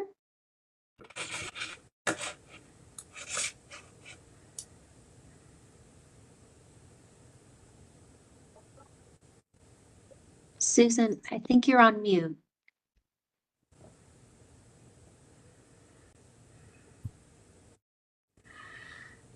Let's try it again.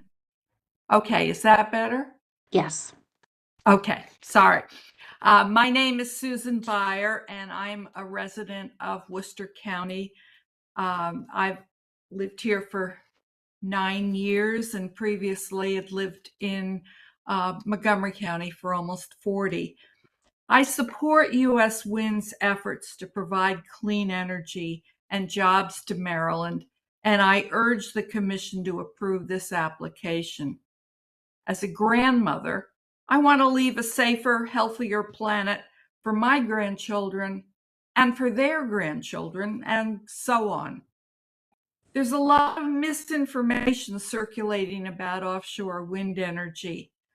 I urge you to cut through all of this and focus on the science, which tells us that offshore wind is highly efficient, marine mammals can be protected during the construction and deployment of wind turbines, and the effects on birds will be nominal. Further, the project will not negatively impact tourism. Thank you for the opportunity to testify this evening. Thank you. Next on the list is Toby Perkins. Hi, can you hear me? Yes. Okay, good. I'm Toby Perkins. I own my only home in Worcester County, 2 miles from the Atlantic Ocean. I'm in favor of U.S. Wind's application, and I urge the Public Service Commission to do everything it can to speed up the construction of our offshore wind farm. The working people of Worcester County need not only cleaner power, but also a stronger, more modern economy with more skilled jobs, higher salaries, and union representation. To those of you who've come here to speak against wind turbines, of course you have a right, but please stop lying about them. Some of you know better. I believe the oil and gas industry is manufacturing the endless chain of lies about wind energy's effects on fish, birds, whales, tourists, and God knows what. But you're spreading those lies. Stop. Thanks to the Public Service Commission for this opportunity to speak for U.S. Wind's application. Thank you. Next on the list is Diana Harris.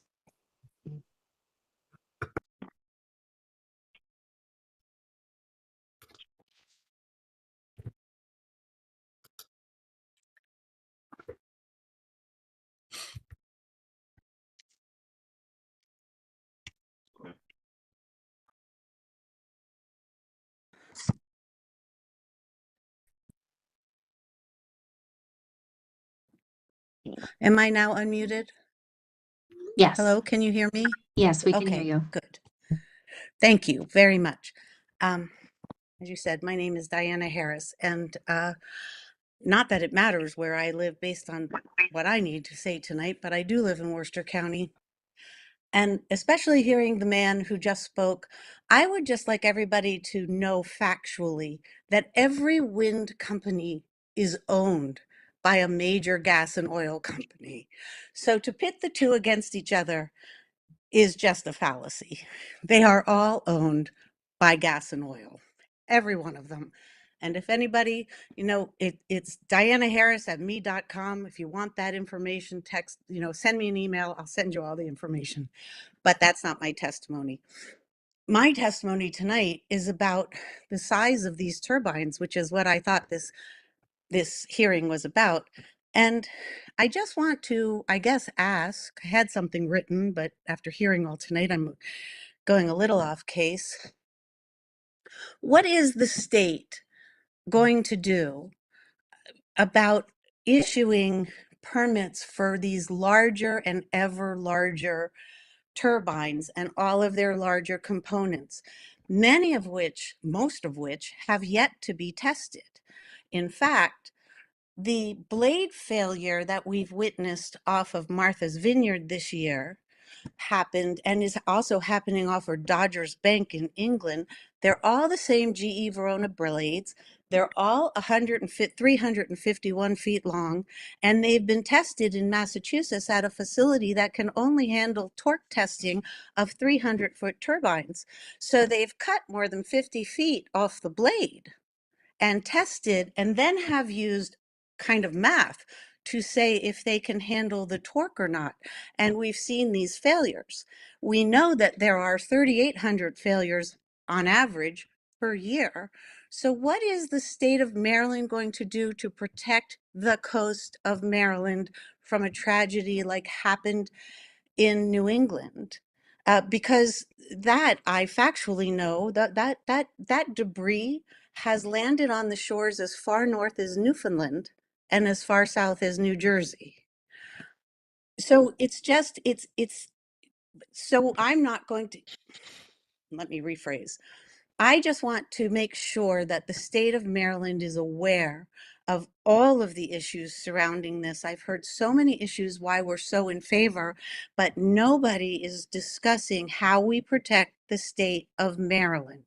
And nobody that I've heard so far this evening is even aware that the blades that are supposed to go on the Martha's Vineyard Wind Project just landed back in France, even though they were manufactured in Canada, but the main manufacturer is in France. And because they're having problems and these blades are deteriorating and can't handle the torque, they're now all going back to France, by the way, on ships that use bunker fuel to traverse the Atlantic in 14 to 16 days, because that's so eco-friendly. What is Maryland doing? My testimony is more of a question. What is Maryland doing to protect Maryland's coast, to protect the people of Maryland from failures of these turbines that are experimental at best? And I've heard so many people speak tonight about how well they're working in New England. Well, I actually am part of many organizations that are monitoring offshore wind and how it's working, and they're not working in New England. And in fact, Nantucket has no more clovers. Their bird population is gone.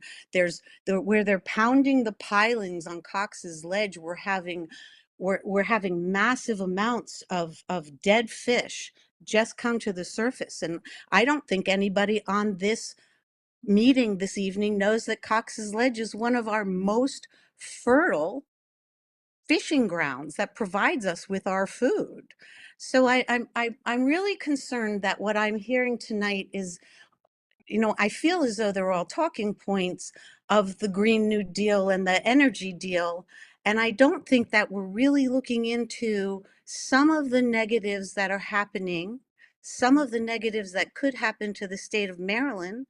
And I just truly believe that it's part of the Board of Public Works, the state of Maryland, and every elected official to make sure that we're safe and make sure that you have full knowledge of the impacts of these wind turbine facilities. And I really suggest and highly hope that you all look to our north and see what's happening up there.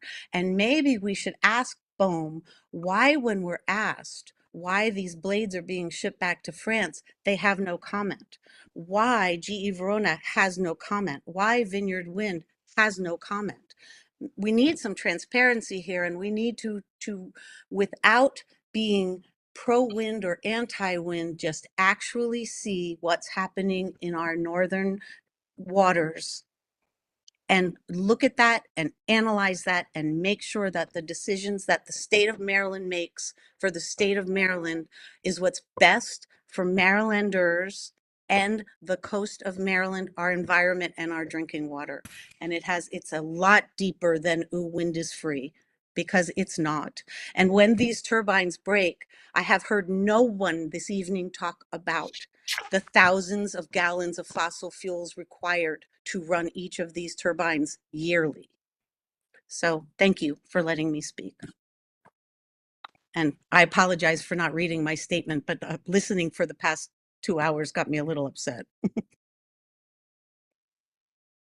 Thank you. Next on the list is Matthew Heim.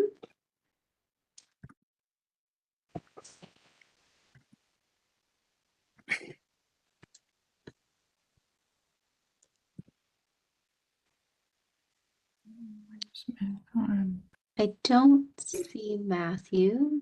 Matthew, are you on the phone?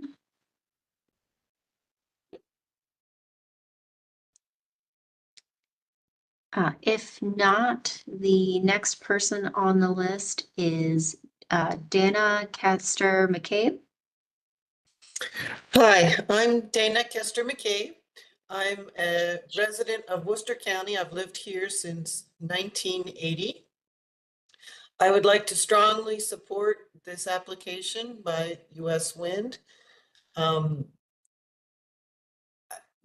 There are a number of things that people have said that I agree with and make the scientific points, and I can't really testify to those. But as an artist and a photographer, I love the beauty of this area, and I'm still in support of US Wind's application. The interruption to the view that people are concerned about, whether it will cause property values to drop and income from tourism dollars to drop is, I think, unlikely. We are subjected to what I would consider advertising pollution through banner planes and billboard boats that go up and down the coast that are much more in your face than these wind turbines ever will be. So I don't think that that is a necessary valid argument. People keep coming back despite the advertising pollution in great numbers. I also wonder if it, I know this is the Maryland Public Service Commission, and you don't have to worry about West Virginia, Oklahoma, and other places where fossil fuels are produced. But it seems a little shameful to me that we would say we're not going to approve this application and keep wind from growing, this industry from growing here, at the expense of people who've already lost their view, lost a lot in terms of the quality of their environment and their health because of the production of fossil fuels. Also, I would point out that energy consumption has not gone down no matter how many people really try hard to lower their carbon footprint. Our energy consumption, it continues to rise and rise and rise, and we're going to need projects like this to meet the demand and hopefully replace older technology as it wears out with new green technology. And the only way we're going to find out what works and doesn't work is to get in there and start doing it. The hope is that our public commissions will be good watchdogs and keep companies like US Wind accountable for things like the last testimony we got brought up. I'm very hopeful that US Wind will be a good community partner with us. I'm impressed by the amount of jobs that will come to Maryland across the state. The one thing that I will say that I hope that they step up to the plate and do is work very hard to build infrastructure in the West Ocean City Harbor so that our fishing fleet can survive and thrive, and that they are good partners together and have a process and a structure that allows them to communicate and work together in a productive way. That harbor is very important to our community, and I'm hoping that it will be well built up. In the end, I would just say, first of all, I really appreciate the commission for holding this hearing and allowing us all to speak. And I hope that they will approve the application of US Wind so that we can move ahead for these jobs and the benefit to our environment. Thank you. Thank you. Next on the list is Dana Barney.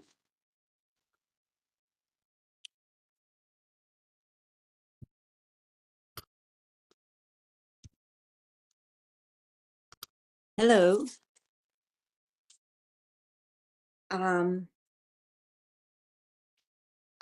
So much has been said by much more knowledgeable people than I have. So I'm just going to reiterate that there is minimal impact on birds. The people concerned about the death toll on birds should be definitely concerned about the death toll caused by outdoor cats, which is way much higher, 2.4 billion deaths. Communication towers cause 6.6 million, as opposed to those towers, the 958 feet wind turbines. As far as the migratory birds, they fly higher than the 938-foot tall wind turbines. And also, I think Sierra W., you took most of everything out of my mouth, so I'm not going to reiterate anything else that you said. And the same with Dr. Breastman. Thank you.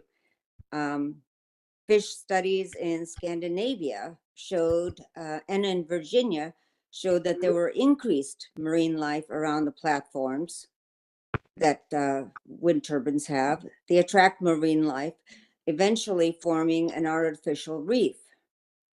In Rhode Island, they showed sea bass fishing was way improved.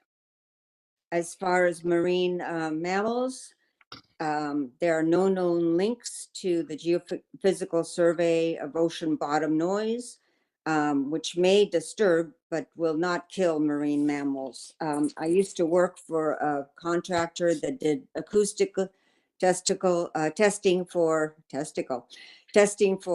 the Navy, and what the sonar they used has quite a different range.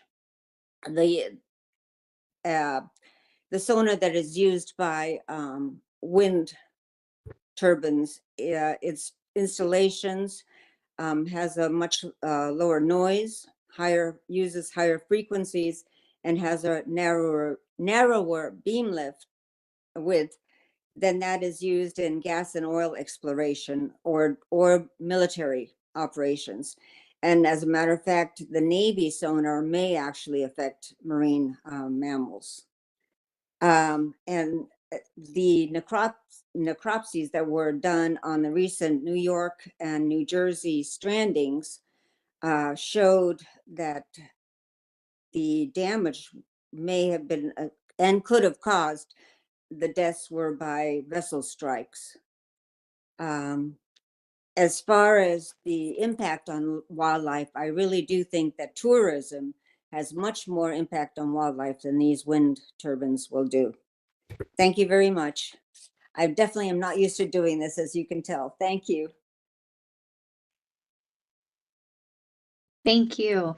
Next on the list is Mario Ramirez. Hello, good evening. I am doing this testimony in behalf of, in support of the project. There isn't really a lot that I can say that hasn't been said tonight. So I just wanted to address a few points that I hear consistently from people opposing. One of the things is even if you don't believe in global warming, besides all the evidence that we have, the amount of carbon that we're putting in the atmosphere ends up being sunk into the ocean, and this is causing acidification of the oceans, which is killing coral reefs. So if you really are worried about fishermen, you want to keep those coral reefs healthy, because those are the nurseries where the fish go to spawn. Additionally, we have things like red tides, which in 2015 in California basically killed the crabbing industry for a whole year.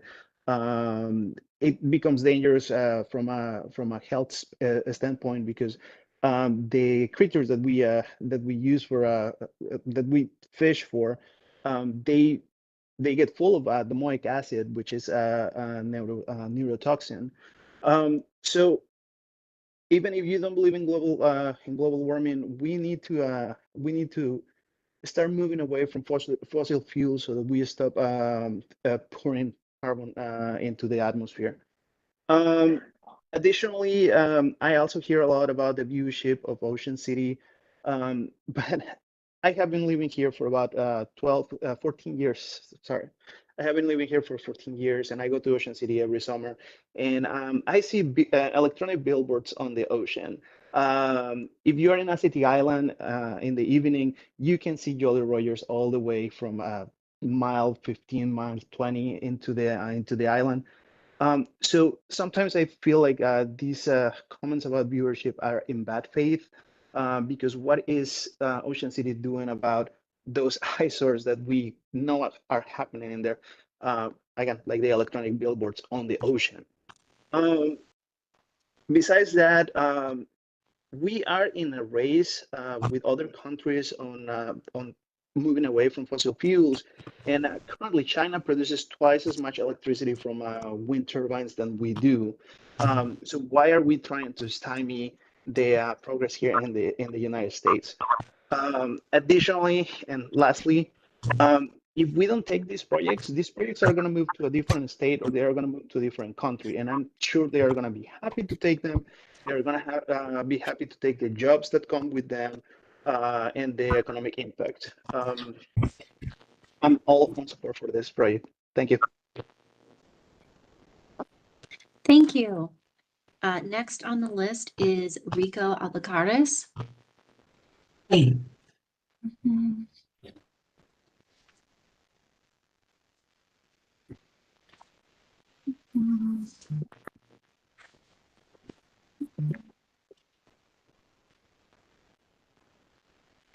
do not see Rico. Rico, are you on the phone?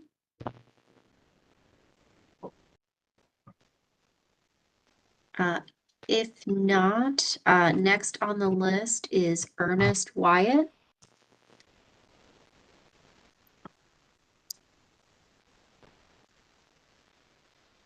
CEO of Barron Resources.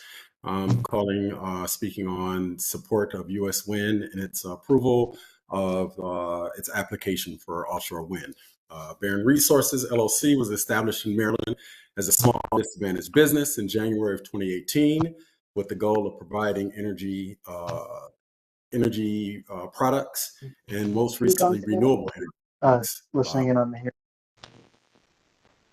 In September of 2018, Barron Resources won a 5-year contract with Defense Logistics Agency Energy within that genre. As an official minority business enterprise certified through the state of Maryland, specifically MDOT, Maryland Department of Transportation, we've become an approved vendor for U.S. Wind in 2022, with an emphasis on close communication and collaboration with our customers and business partners. Barron Resources proactively strives to develop new ways to improve productivity, reliability, cost, safety, and convenience within the renewable energy sector. Recently, we enhanced our capabilities by including maritime services. Barron Resources has received both educational referral guidance from U.S. Wind leadership to align with the offshore wind industry in order to proactively engage our key services across renewable energy and marine vessel alignment. As you know, September 5th of 2024, the Department of Interior announced the approval of Maryland's offshore wind project. And Barron Resources, because of our alignment as a vendor with U.S. Wind, is aligned appropriately to provide Tier 1 support for the offshore wind industry. Barron Resources would like to go on record with the saying offshore wind has many benefits, including the reduction of environmental impacts. The wind turbines are miles from the coast, so they're less likely to impact local populations. With regards to climate change, offshore wind farms can reduce greenhouse gas emissions and slow climate change. With regards to air quality, the offshore wind farms can reduce air pollutants like nitric oxides, sulfur dioxide, fine particulate matters. With regards to energy costs, it can vastly reduce the cost of energy. It can also create jobs, such as the jobs that we have as a small minority business. It can also tremendous impact on the community for the benefits that it has across the community, as well as efficiency in various service areas. Lastly, we'd like to thank the Commission for the opportunity to speak. And again, we are in support of U.S. Wind and its application approval in the offshore wind industry. Thank you. Thank you. Next on the list is Robert Hendricks.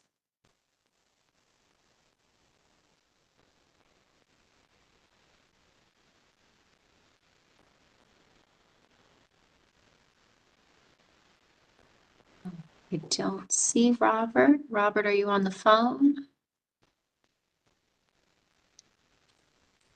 If not, next is Stacy Hartwell.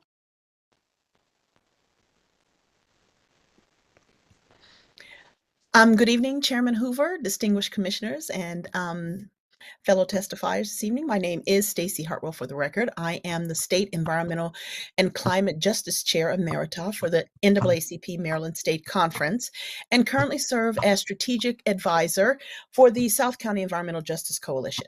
While I reside just outside of the nation's capital, my family has made significant investments on the Eastern Shore. So I am not oblivious to what is at stake in pursuing offshore wind in Ocean City. I commend the residents and officials of Ocean City for their commitment to environmental protections. However, it is striking that the care afforded to birds and fish often surpasses that given to people. This disparity raises a crucial question about our priorities and the balance we strike between ecological preservation and human health. The reality is stark. Marylanders are dying from greenhouse gas emissions.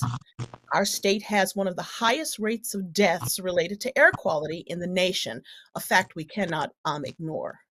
We must prioritize reducing CO2 emissions for the sake of human well-being. You know, Ocean City is not exempt from the legacy of post-Civil War racism.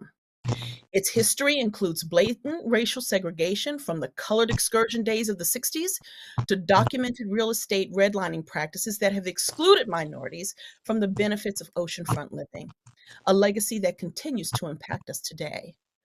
Understanding this context is essential as it reveals how certain policies, practices, and privileges have long favored a select few at the expense of marginalized communities. While the desire for unobstructed ocean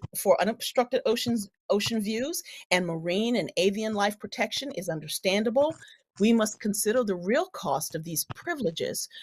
And for this reason, I urge the esteemed commission to incorporate equity into its decision making.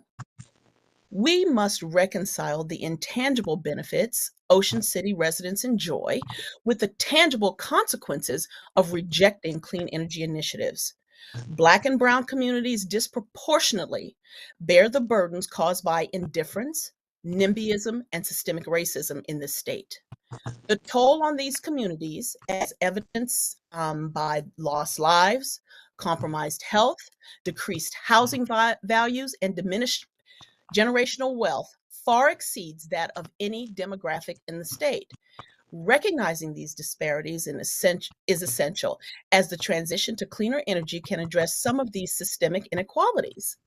Embracing offshore wind is a vital step toward achieving environmental justice in Maryland. Placing wind turbines 10 to 22 miles offshore is a small price to pay to ensure that all Marylanders share equitably in our energy needs and alleviate the pressures on communities already suffering from environmental pollution and climate change. We must not let the pursuit of privilege come at the expense of historically marginalized populations. Coincidentally, I lived in Providence, Rhode Island during the opposition to the offshore wind development for Block Island. I witnessed firsthand the transformation. Today, residents celebrate the tourism boom generated by the wind turbines, and their turbines are only 3 miles offshore. I'm confident Ocean City will experience similar benefits and prosperity, realizing that these turbines can be a valuable asset, just as they have proven to be for Rhode Island residents. Ultimately, Ocean City will enjoy the goodwill and advantages of being a responsible neighbor, contributing positively to the well-being of all Marylanders.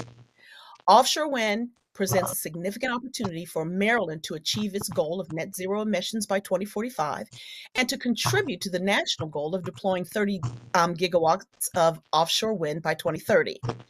This offshore wind project is also a crucial model for the country in transitioning to a clean, regenerative economy rooted in equity. For these reasons, I urge this commission to approve U.S. Wind's application.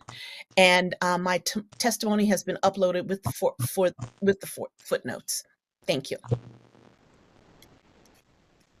Thank you. Next on the list is Wayne Frazier. Good evening. My name is Wayne Frazier, and I'm president of the Maryland Washington Minority Companies Association.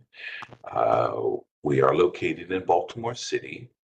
We are a trade association for minority and women-owned businesses, and we are fully in support of U.S. Wind's application.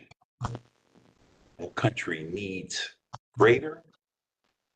much greater electrical energy sources now, and as our country continues to grow, we will need even greater capacity. To deny this application now would be foolish. Maryland needs offshore wind because it will provide a vital part of our total energy grid need for electricity. And it is a phenomenal economic boom. When you think about the shuttered Bethlehem steel plant at Sparrows Point, that has been brought back to life, and it will be significant to those steel workers who will be employed there and their families. Employment is extremely important as our state continues to grow. With that said, it's a win-win-win for our country and for the state of Maryland. I fully support it. The association supports it. And thank you for allowing me to present this evening. Thank you. Next on the list is Kathy Kraft.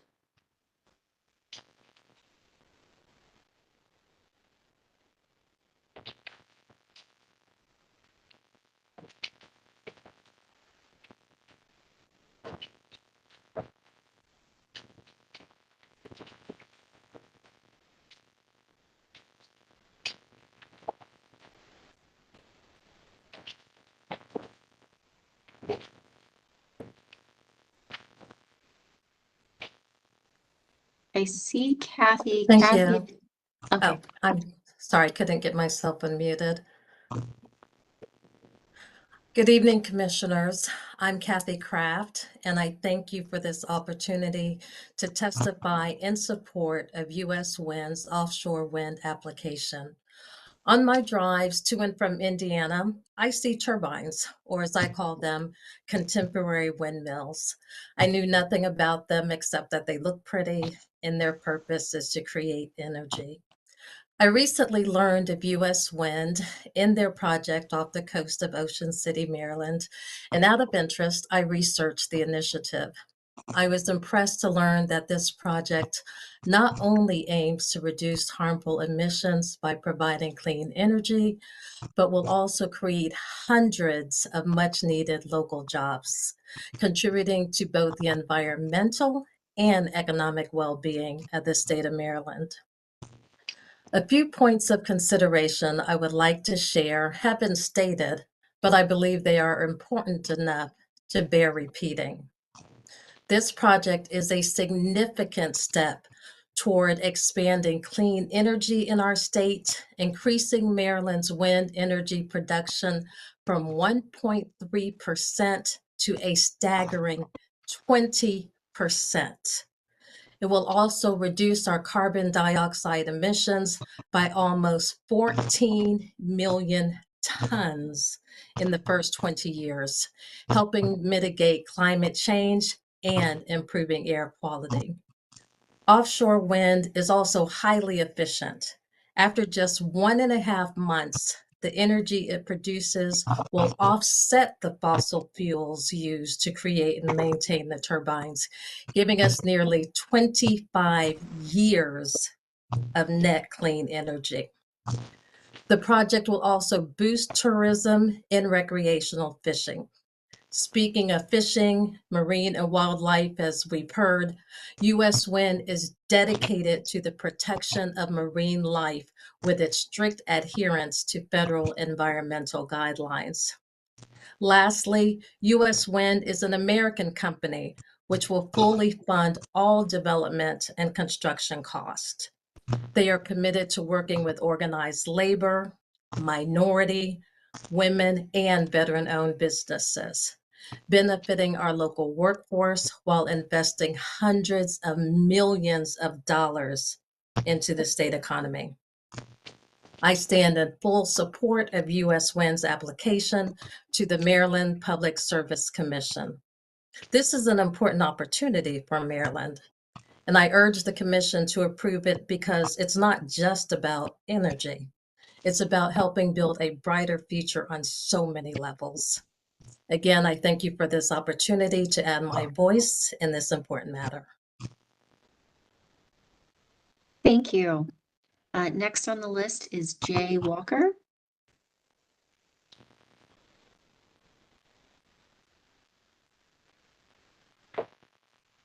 Hello, Jay Walker here. Hey, look, for the sake of time, the last three callers had pretty much elucidated what I wanted to discuss tonight. So what I'd like to say is I'm in support of the U.S. Wind project, and I'm looking forward to moving on. And I encourage the commission to move on with this project in due haste. And I'm looking forward to the economic impact that it will provide the citizens of the state of Maryland. Thank you.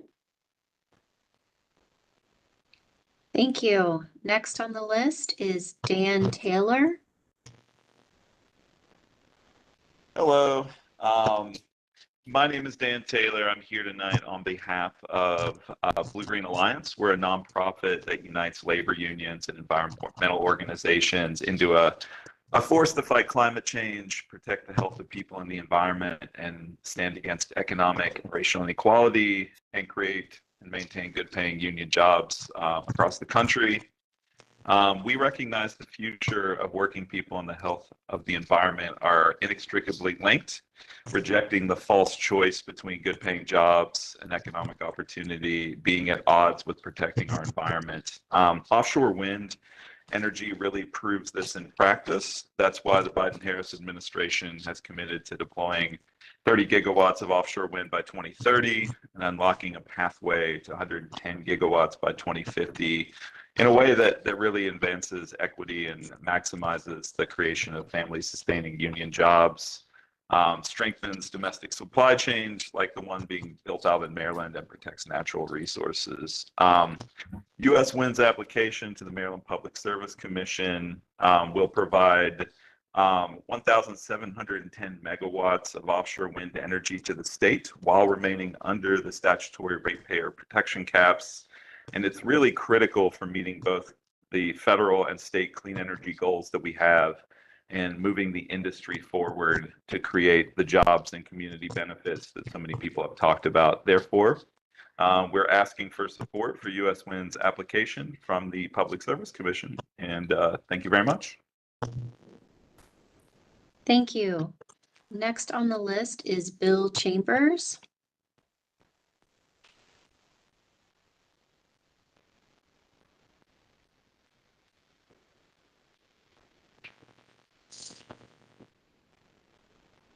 I do not see Bill in the room. Are you on the phone?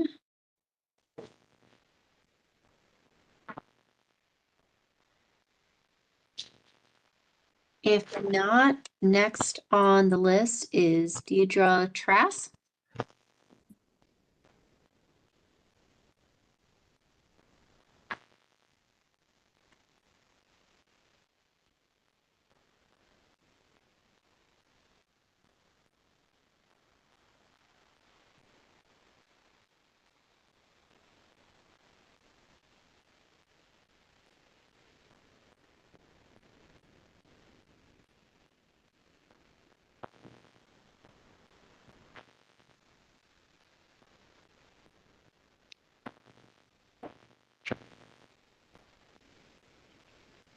Deidre, I see you. Can you hear us?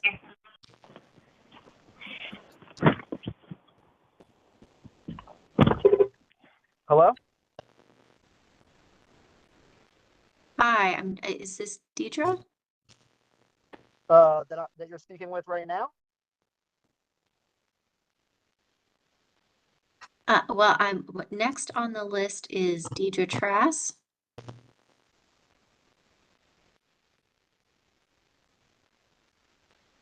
My name is Rico Albuquerque. This is not Deidre if you're speaking to me. Oh, no, thank you. I'm speaking to the room at large. But Oh, apologies. Deidre, if you can hear us, we can't hear you. I've sent a couple requests to unmute.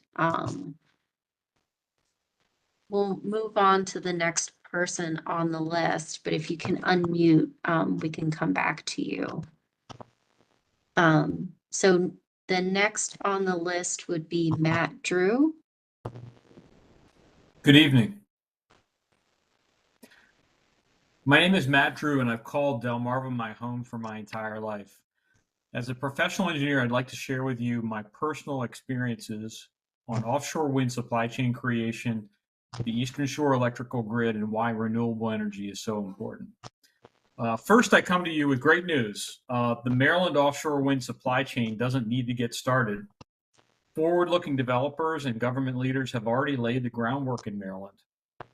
There's a major manufacturing site with deep water access that's already been established in Baltimore at Trade Point Atlantic to produce foundation components, and those have been sent out to projects in New Jersey. GWO certified workers have been trained at Salisbury's Archon training and are now working on both U.S. and European wind farm projects. Crystal Steel Fabrication in Federalsburg has trained their workforce and installed over $5 million in equipment to expand their manufacturing capabilities. Crystal has already exported components to both New Jersey and New York. Maryland businesses are already supporting wind farm projects in other states. So let's put Marylanders to work for a Maryland project. Secondly, both the Delmarva Peninsula and the state of Maryland must become more energy self-sufficient.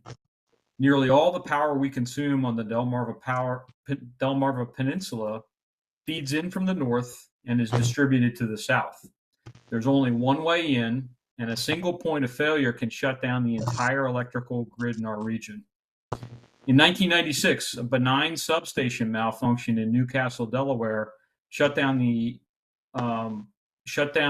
grid for several hours. And it took several hours to restore, in part because of the lack of adequate Delmarva-based generation capacity. As a state, Maryland at times consumes 5 times more power than we produce. Every day, ratepayers experience an electrical generation deficit and pay for it in higher congestion fees, as most of our power must come from other portions of the PJM system. I want Maryland to be a maker, not just a taker of electricity, and I want to see a more resilient Eastern Shore-based electrical grid. I see offshore wind as an important solution to these issues. And then finally, I have a personal story to share.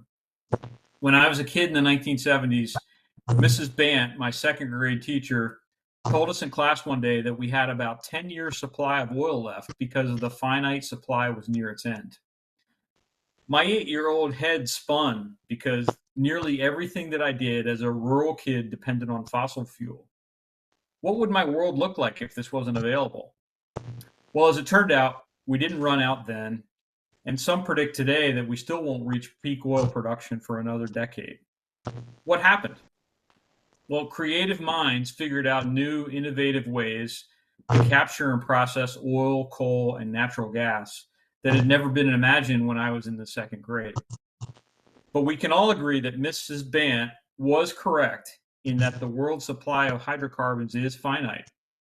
There is a limit to extracting hydrocarbons from the earth, and one day we will either run out of resources or it will become so expensive to extract that it's not economically feasible. We must continue to be creative and imaginative and devote ourselves to pivoting away from finite forms of energy and switch ourselves to renewables such as offshore wind. For these reasons, U.S. Wind's application has my full support, and I urge PSC members to vote in favor of this project. Thank you very much. Thank you. Next on the list is Maura Cyphers.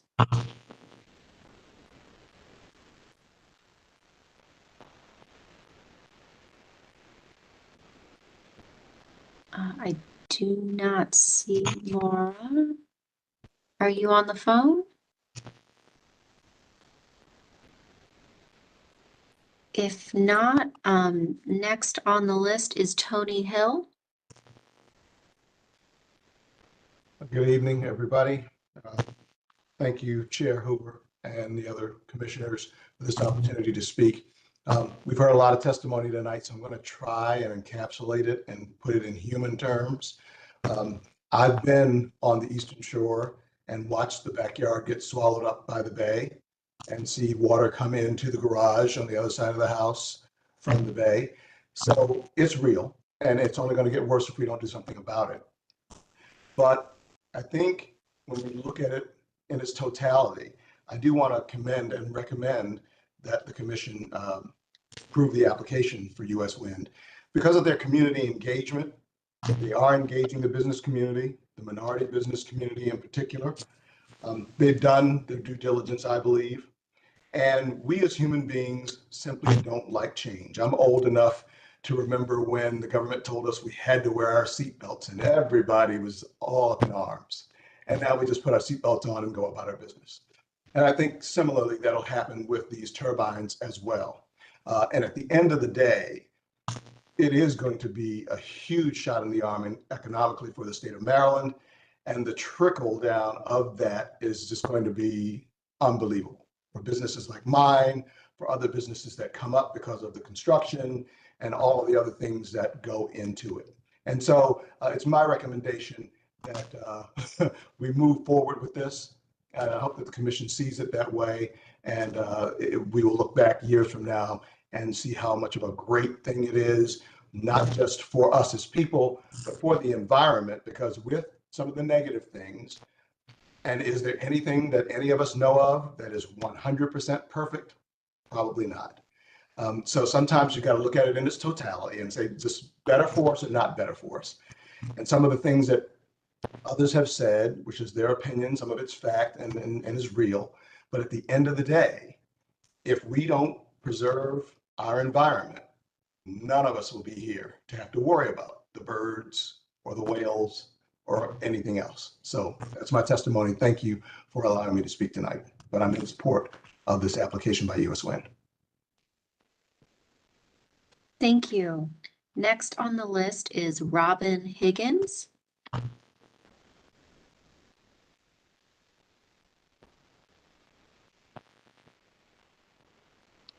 I do not see Robin. Robin, are you on the phone?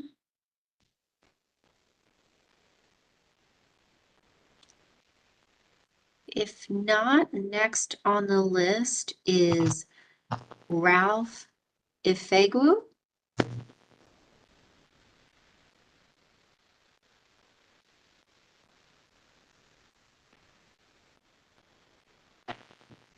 I do not see Ralph. Ralph, are you on the phone? If not, next is Rebecca Rare. Good evening, Chair Hoover and members of the Commission. My name is Rebecca Rear, and I am the Director of Climate Policy and Justice at the Maryland League of Conservation Voters.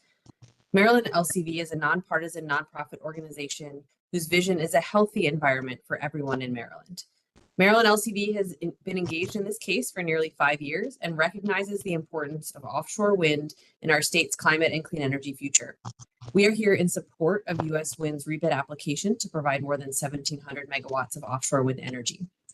In the September 2022 Greenhouse Gas Reduction Act Progress Report, the Maryland Department of the Environment identified offshore wind as one of the most reliable clean energy sources available to the state. We need to maximize the opportunities in Maryland's existing lease areas while continuing to work with developers, labor, impacted communities, and state and federal regulators to bring clean energy from offshore wind online as expeditiously as possible.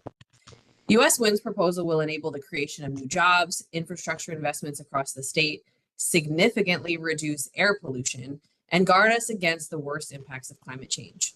Through the jobs being created and the air quality improvements that result from bringing offshore wind energy online, offshore wind is part of a just energy future.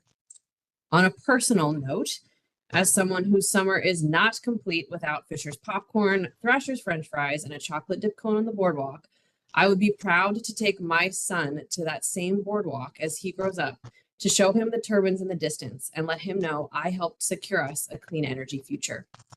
We support US Wind's rebid application, and thank you for your time. Thank you.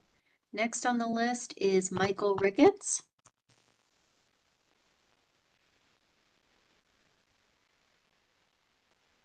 I don't see Michael. Michael, are you on the phone? If not, next on the list is Ryan Somer.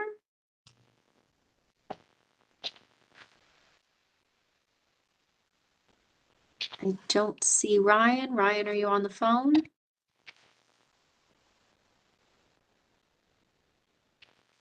If not, next is Keith McGuire.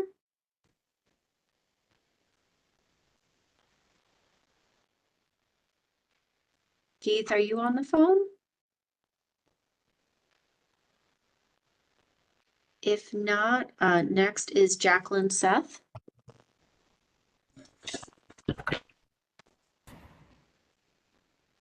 Hi, good evening. Can everyone hear me? Yes. Great. Good evening, commissioners and fellow community members. My name is Jacqueline Seth, and I'm an owner of a minority women-owned safety consulting firm here in Maryland. And I'm proud to be a part of a community that values progress, sustainability, and opportunity for all. I'm here today to voice my strong support for U.S. Wind's application to provide 1,700 megawatts of offshore wind energy to our state. As a business owner, I'm excited about the opportunities this project can bring to local companies, including minority women-owned businesses like mine.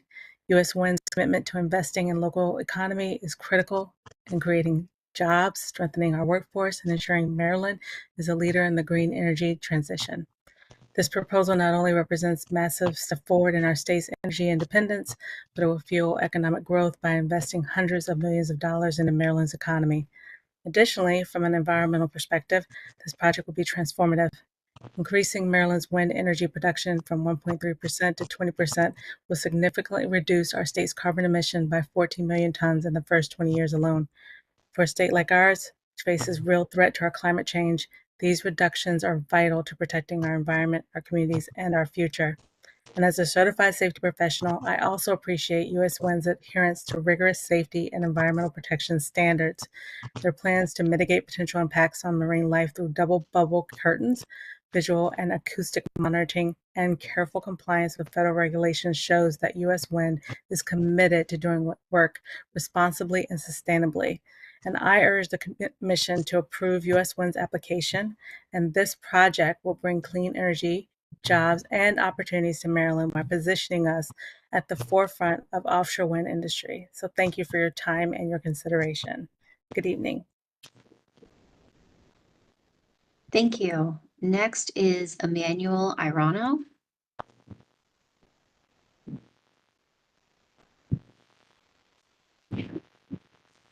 Hello, good evening. Thank you, Delegate. Thank you, Commissioner, participant, host, the U.S. Wind case number 966, offshore wind. My name is Dr. Emmanuel Irono. I stand here today as an economist and a Maryland resident to support the U.S. Wind. U.S. Wind is a clean energy and provides no threat to any human being. I believe it's a safe, reliable, and affordable. Providing this testimony in support of the U.S. Wind, I believe that U.S. Wind is relentless pursuit for a long time in search of a clean energy, and U.S. Wind brings a sustainable development and expansion of workforce, opportunity, diversity, and inclusion into a multicultural environment and demographics. I support U.S. Wind as a clean energy and opportunity for all. I believe that if we continue to move forward with U.S. Wind, we will benefit in the future and our children will benefit for the energy security that is all over the world. Thank you very much. I support U.S. Wind. Move forward. Thank you. Thank you. Keith McGuire. Yes. Can you hear me and see me? We can hear you. Great. Good evening, everybody. My name is Keith McGuire, small business owner, Baltimore City. First off, I would like to thank the commission for, as this is my support for the U.S. Wind effort to provide clean energy and jobs to Maryland. And I very much urge the commission to approve this application. Everyone talked about how this supports the presidential endeavors for clean energy and how the U.S. Wind is a U.S. based company that will maximize all their project and their development for U.S. Wind and for local construction and manufacturing, which is very important. As a business owner, this is very important for us because this is definitely gonna afford opportunities for us to have jobs for our local communities, and as a small business to be able to support these endeavors, both personally and professionally. And I'll keep this short because I know that we have a lot of other people that want to speak, but as a parting word, this I think that this effort is very good, not only for the citizens of Baltimore and the state of Maryland, but also for our nation. Thank you very much. Thank you. Next on the list is Gloria Baldwin.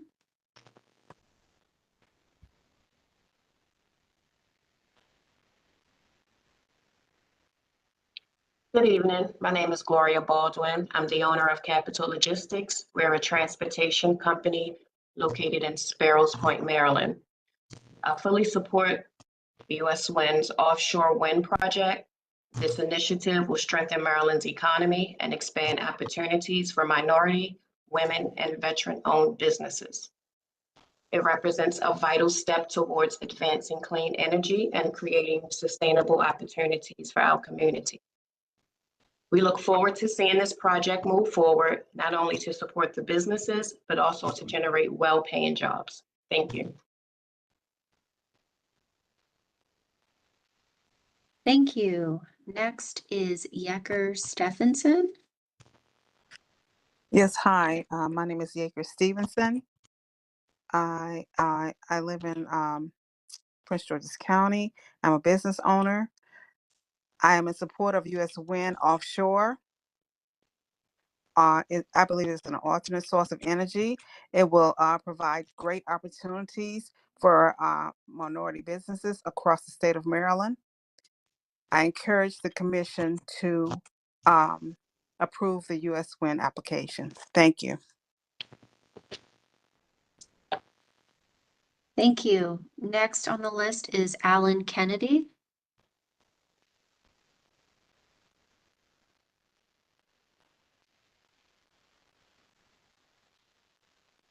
I don't see Alan. Alan, are you on the phone?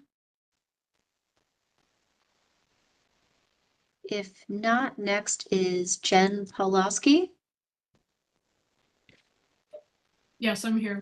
Thank you. Good evening. My name is Jen Pawlowski. I'm a full-time resident and property owner on the Eastern Shore. I've been a regular vacationer to Delmarva since the early 80s. I'm also a volunteer with a local marine mammal and sea turtle stranding response team. I've also been a hobby landscape photographer for over 20 years, and I run a boat club that operates in and around Ocean City and Fenwick Island.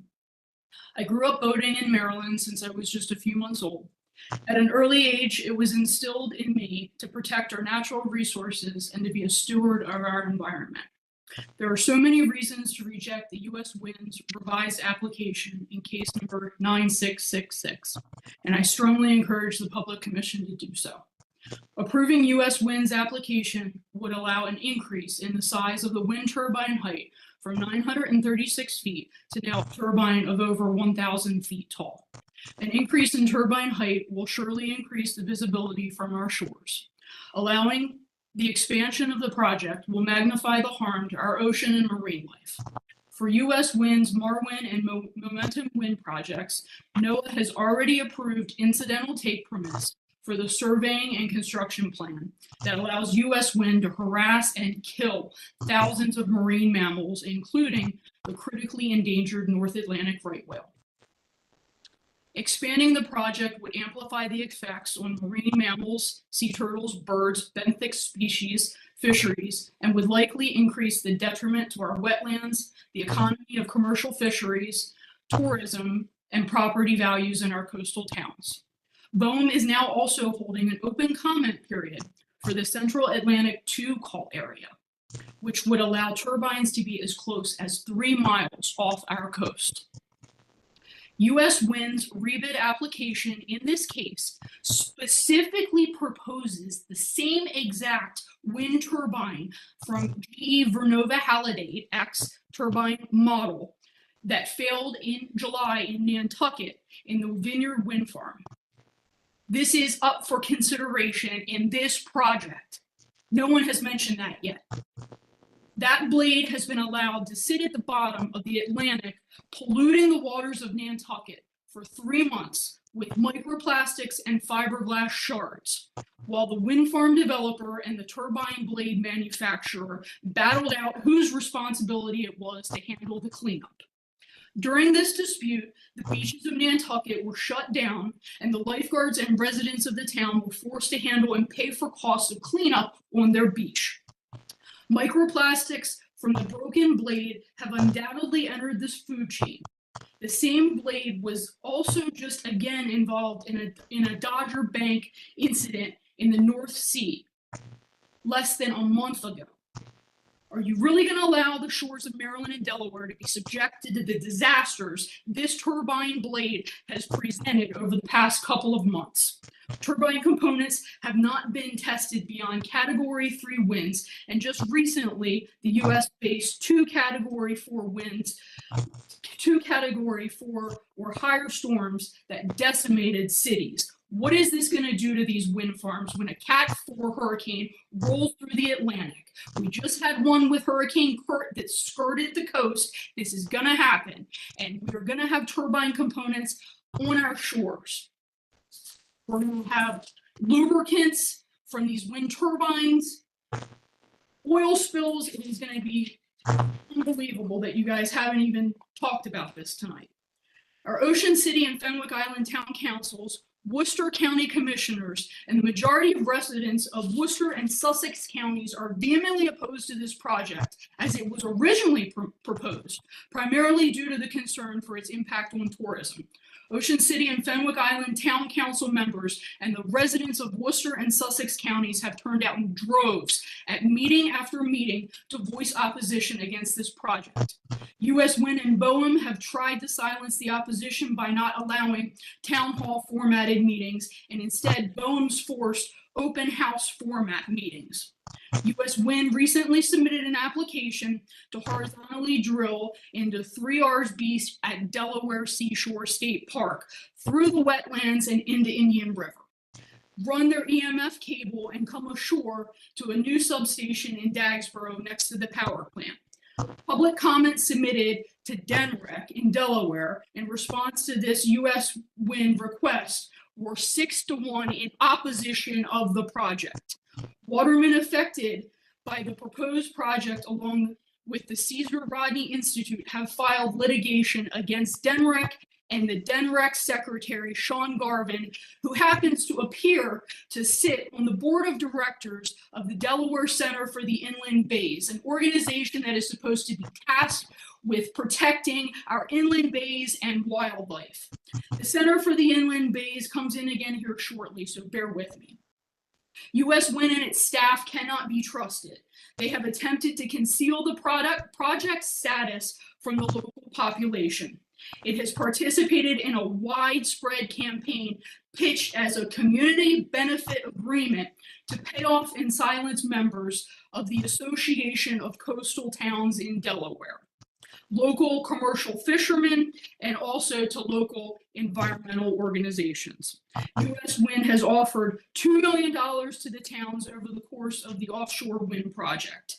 It has been offered bribes to Bethany Beach, Rehoboth Beach, Delaware Beach, and Henlopen Acres in exchange for their silence. Fenwick Island and Ocean City town councils have spoken out against this, and as reported by WBOC, a Freedom of Information Request Act filed led to the receipt of emails between the Association of Coastal Towns and U.S. Wind suggesting that offshore wind companies desire to keep the initial discussions shielded from the public. As reported in May of 2024 by the Coastal Point newspaper, the Delaware Attorney General's office has found that the Association of Coastal Towns is a public body and as such violated the state's Freedom of Information Request Act in its handling of communications with U.S. Wind regarding the wind farm company's overtures to towns to develop a community benefits package.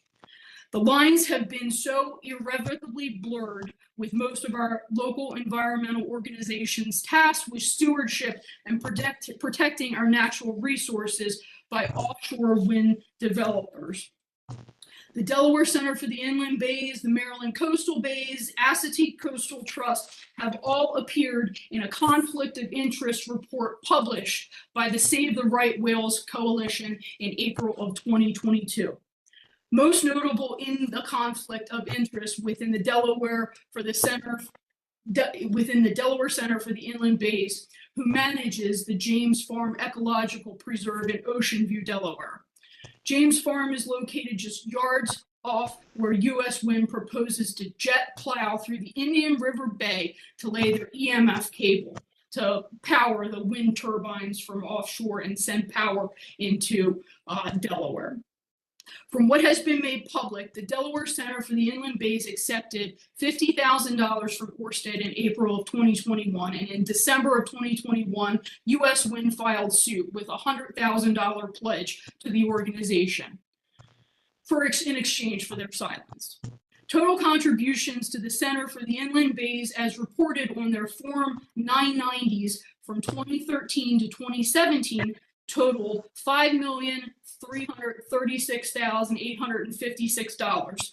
The total 5-year contributions from 2018 to 2022 rose more than double their previous 5-year span at a whopping $10.8 million.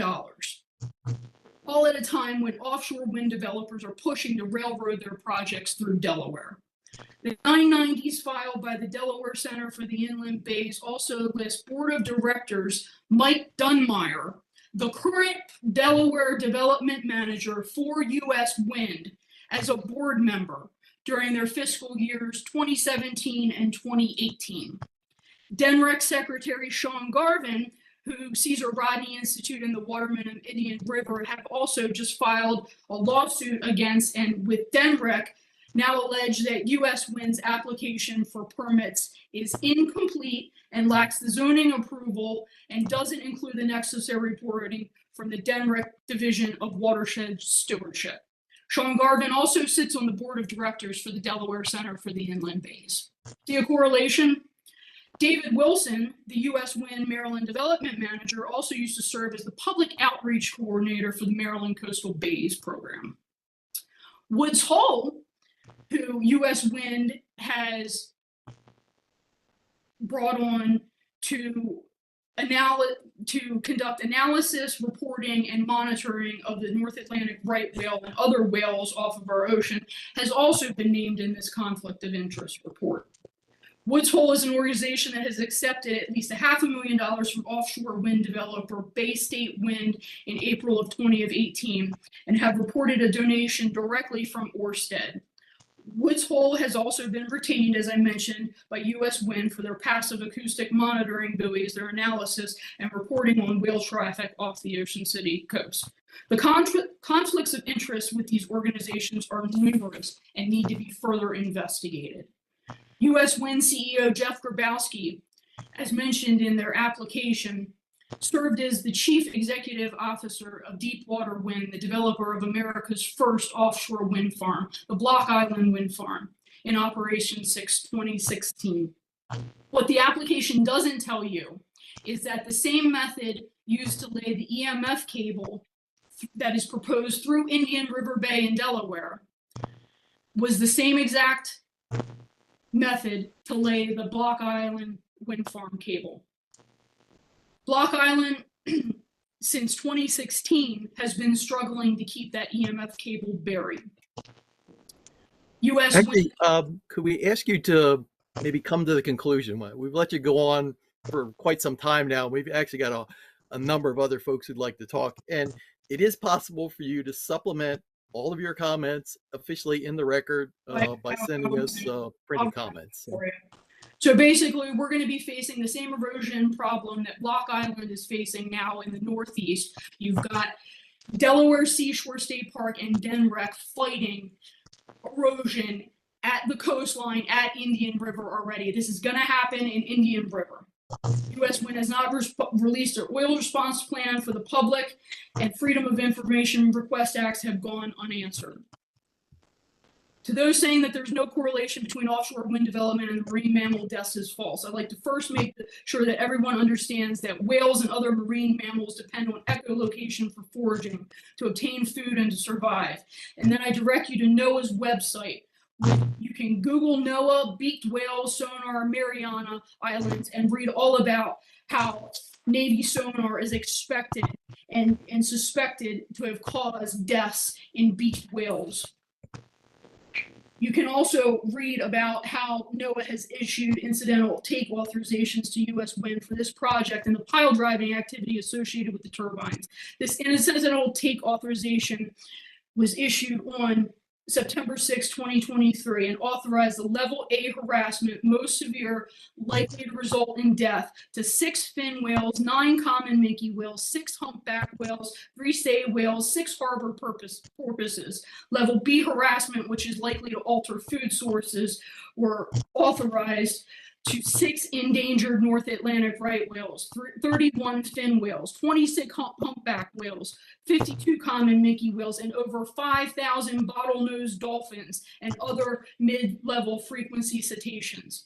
For BOEM to cite the vessel strikes as the cause of death of whales during this unusual mortality event that started in 2016 in conjunction with offshore wind surveying activity and continues to this day is ludicrous. Offshore wind and its activities are the first cause of these marine mammal deaths. Ship strikes might be the final, but this was caused by offshore wind. And for BOEM to continuously deny that and say that there aren't studies is absolutely ludicrous, and we expect answers. We'd also like to know why U.S. Wind is not required to post an emergency or decommissioning bond, as they have been approved to do so in the Northeast. Thank you. Thank you very much. Thank you. Next on the list is Patrick Crum. Hi, thank you. Thank you to the Commission for allowing this opportunity for all of us to speak at this public hearing. I speak as a concerned citizen and as a person of faith who believes we have a duty to preserve God's creation. I'm not a scientist, but I am an environmental activist, and I lead the creation care work of my church, St. Luke's Episcopal Church of Bethesda, focused on carbon footprint awareness and environmental advocacy. The world is fast approaching points of no return regarding our climate. As we continue to debate the reality of climate change, we could reach any number of tipping points that would irrevocably change the world as we know it. The AMOC, the Atlantic Meridional Overturning Circulation that drives the Gulf Stream, could collapse within decades.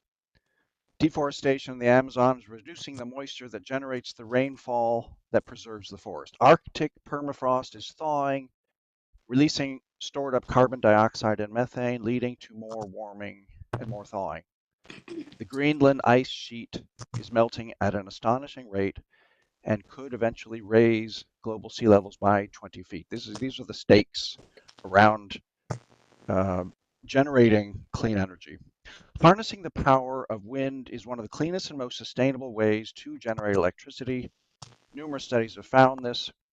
A 2021 study by the National Renewable Energy Laboratory found that the life cycle of greenhouse gas emissions from wind is 37 times lower than that from natural gas and 77 times lower than from coal.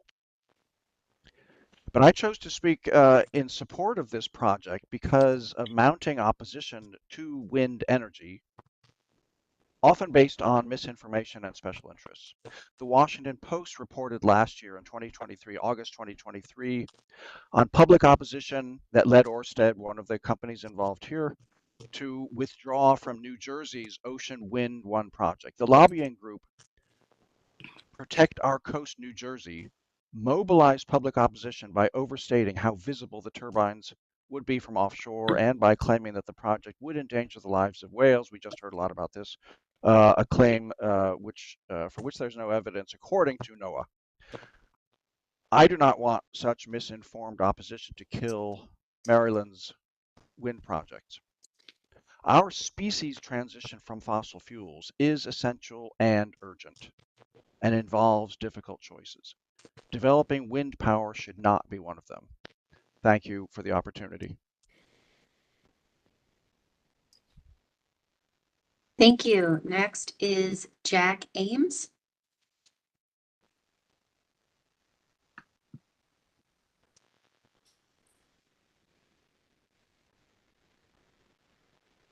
Jack, are you with us? Expanding the project. If not, next is Walter Wise.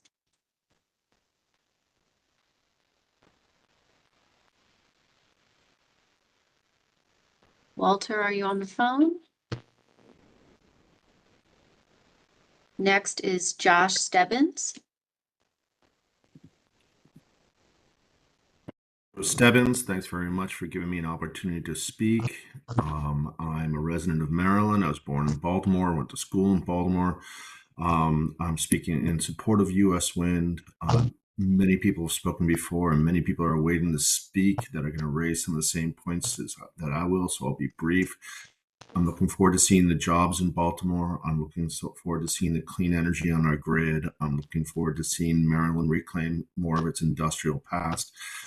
So I greatly appreciate the opportunity to speak now, and I greatly appreciate the PSC's time that it's taking to listen to everybody in this opportunity to participate.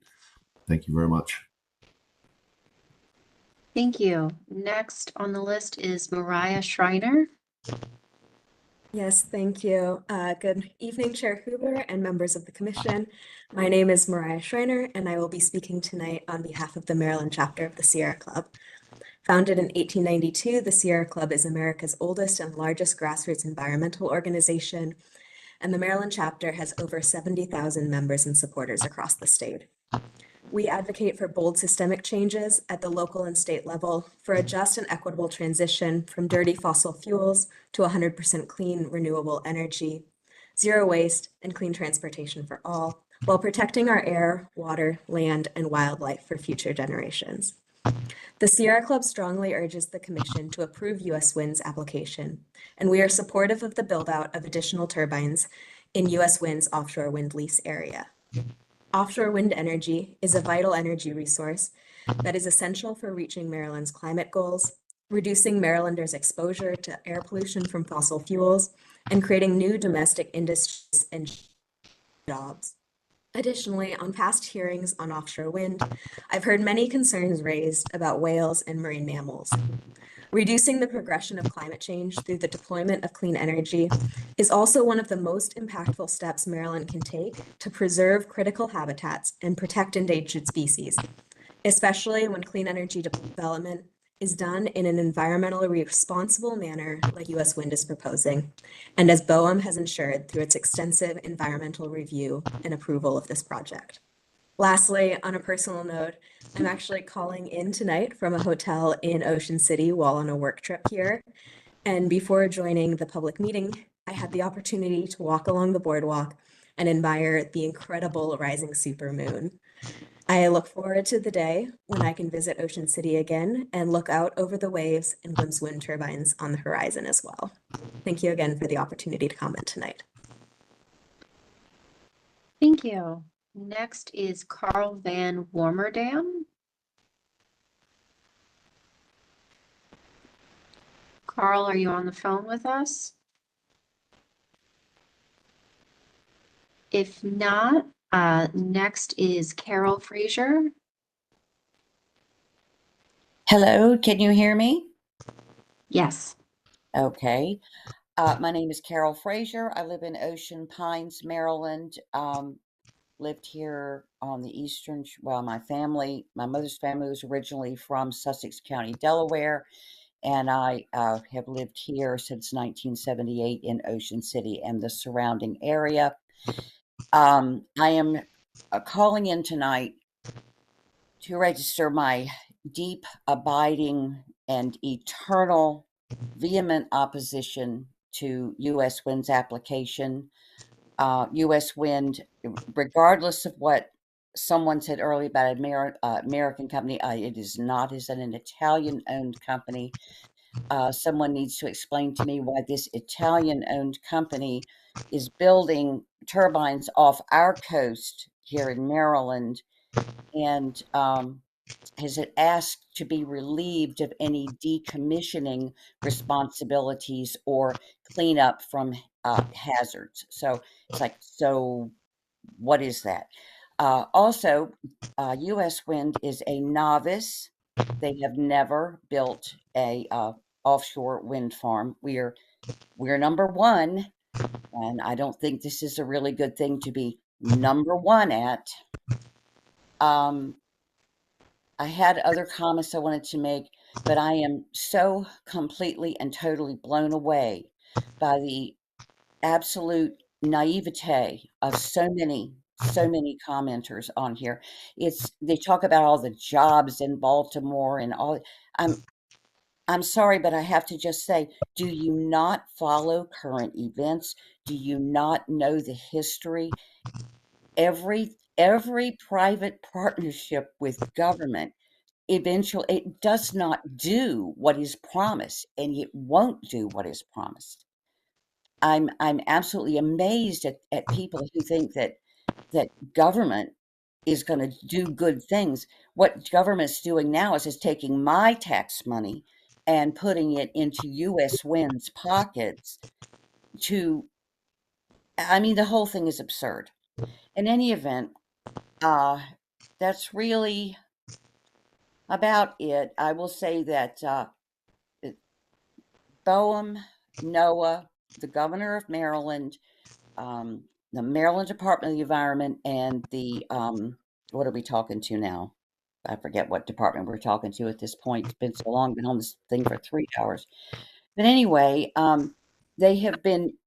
we have provided the evidence, and we have shown in writing, in letters to the editor, in letters directly to these departments, in petition drives, and every other possible way that we can, in person at meetings, in every way that we possibly can, we have expressed our absolute vehement opposition. And I'm talking the vast majority of the people in Worcester County who know about this.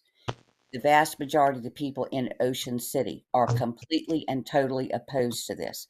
We have very good reasons. We're not stupid. We're taxpayers just like every other person who has spoken on here tonight. We know how to research. We know what we're talking about. There are Jen Poleski, who was just on here a few minutes ago. Every word she said is absolutely true. You need to listen to her. You need to listen to me. You need to listen to Diana. You need to listen to Mary Beth Carosa, the town of Ocean City, the Worcester County Commissioners. You need to listen to all of us.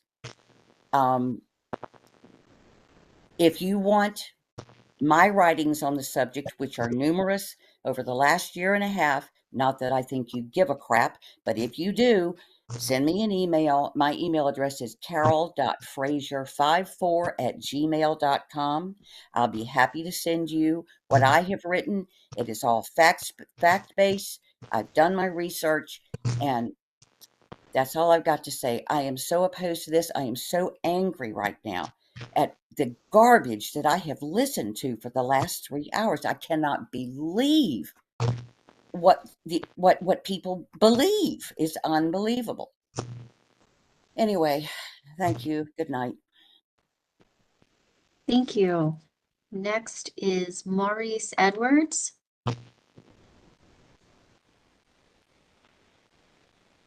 Maurice, are you on the phone?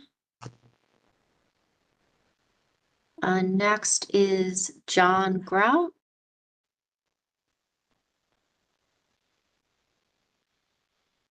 John, are you on the phone? Yes.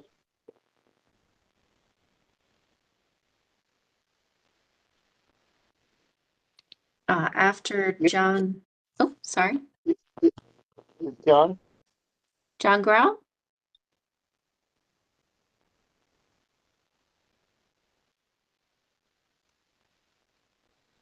John Marks? John Marks, you are next.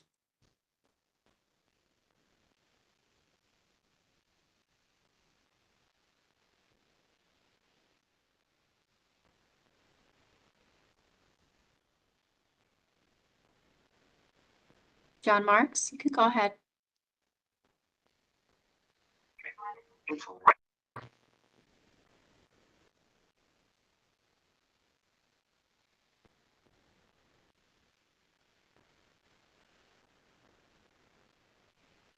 This is John Offshore Windmarks, speaking today on behalf of Protect Our Coast DE, a coalition of concerned residents, businesses, and advocates committed to safeguarding Delaware's coastal communities, environment, and economy. Our mission is to ensure that decisions impacting the coastline, such as offshore wind developments, are made with full consideration of both the ecological and economic consequences. There are several outspoken supporters of big wind on this call, advocates from long-established, well-funded nonprofits that now operate more like corporations. They have pushed their agenda so aggressively that they refuse to acknowledge the flaws in their efforts. They speak of mental health benefits, but let's address the real impact. The mental health of coastal communities is being decimated by the industrialization of our seascape. These massive offshore projects are not symbols of progress. They are sources of profound anxiety, grief, and disconnection for residents witnessing the destruction of their surroundings. There are biologists on this call misusing their credentials to promote these projects as environmentally sound while dismissing the visible consequences. Marine life washing up dead on our shores, stark evidence of the damage being done. Many of you are focusing solely on the supposed economic benefits from a financial perspective, but that narrow view overlooks the far-reaching costs to our communities, ecosystems, and mental well-being. Claims that wind turbine installations will create fishing reefs are misleading. These monopole structures offer no meaningful habitat for marine life, as they lack the complexity needed to foster biodiversity. Unlike natural reefs or purpose-built artificial reefs, these installations are barren columns that do little more than disrupt existing ecosystems. They may even attract fish temporarily, but only to concentrate them in areas that become increasingly unsafe due to maintenance operations and electromagnetic fields from the cables below. A major, overlooked risk is the installation of multiple 250,000-volt cables to these shallow recreational rivers. This reckless design exposes fragile ecosystems to dangerous silt redistribution, disrupting aquatic habitats, threatening marine biodiversity. It also poses a serious hazard to the public, introducing an invisible risk in areas where families boat, fish, and swim. What seems like infrastructure progress could trigger environmental collapse and endanger lives. These hearings, meanwhile, are little more than a hollow exercise, a cloud of public comments that go nowhere. The Public Service Commission, PSC, will do nothing meaningful with our input. The wind companies already know it. They will catalog the comments, generate pre-written boilerplate responses, and quickly dismiss nearly every concern raised by the public. Hosting these hearings is merely for appearances, giving the illusion of participation and transparency while the agenda moves forward at full speed. This process is a facade designed to run out the clock until the next administration takes office, with no regard for the cumulative impact of this rapid industrialization. By the time the public realizes the scale of what's happening, it will be too late. Public meetings, environmental impact reviews, and regulatory processes have become rubber stamped, checkpoints on a predetermined path. Community concerns about health, ecosystems, and public safety are brushed aside as inconvenient obstacles. This is not planning or responsible development. It is a race to erect infrastructure at breakneck speed, regardless of the social or environmental fallout. Even if future leadership seeks to undo the damage, reversing these projects will be nearly impossible once they are entrenched in the landscape. Supporters claim that these projects will help reduce our carbon footprint and combat climate change. But the reality is quite the opposite. By allowing more industrial development on our lands, this infrastructure will drive greater environmental destruction. We're going to see more deforestation, increased pressure on fragile ecosystems, and more emissions during the production, installation, and maintenance phases, worsening the very climate effects we seek to reduce. Rather than curbing environmental harm, these wind farms are a dangerous catalyst for expanding human impact on untouched areas, from transportation networks to material extraction sites. This effort will not just fail to stop climate change, it will accelerate the destructive trends we see today. Temperatures rise and ecosystems become more fragile. We'll be less prepared to cope with the disasters that follow. Beyond the loss of marine life, we'll see heavier burdens on fisheries, agricultural systems, and the already strained labor force needed for maintenance. Hospitals, water treatment plants, and critical infrastructure dependent on reliable energy will also suffer from a system that isn't as sustainable or resilient as advertised. The value of our view corridors, reflecting the natural beauty and cultural identity of these coastal communities, must not be diminished. Writing them off as trivial is the first step toward normalizing environmental degradation. This is about more than aesthetics. It's a warning sign of environmental pollution and overreach creeping into every corner of our ecosystem. It's time to confront the truth. This is not sustainable development. It's reckless industrialization that will exacerbate climate change, destroy landscapes, and jeopardize our environment, mental health, and national sovereignty. Protect our coast DE. We demand an immediate halt of permitting and construction activity. Our coast is not just a resource, it's a lifeline for our community, our economy, and our future. We will not stand by while irreversible damage is done. Act now to protect our shores and the generations to come. Thank you. Thank you. Next is Bran Kucharski. Bran, are you on the phone? If not, next is Earl and Janine Gwynn.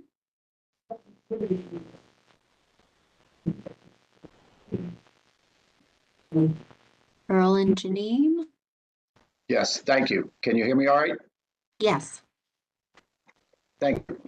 I'm here to speak for Earl and Janine. My name is Earl Gwynn, and I am the president of the Watermen's Association of Worcester County. Our association is expressing our concerns regarding the changes that have been requested by U.S. Wind for the proposed offshore wind energy project off the coast of Maryland. It is essential for any changes proposed to prioritize our concerns in terms of economic impacts, public health, and environmental impacts.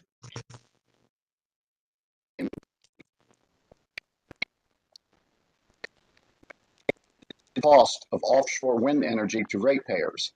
Will this investment burden taxpayers with increased utility rates, and exactly how much will these rates be? When will this information be available to the residents of Maryland? Furthermore, we request detailed information regarding the size of the proposed turbines.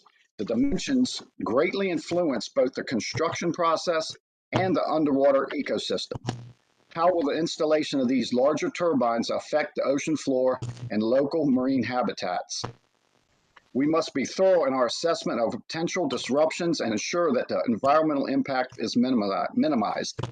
The recent incident in Nantucket involving blade failures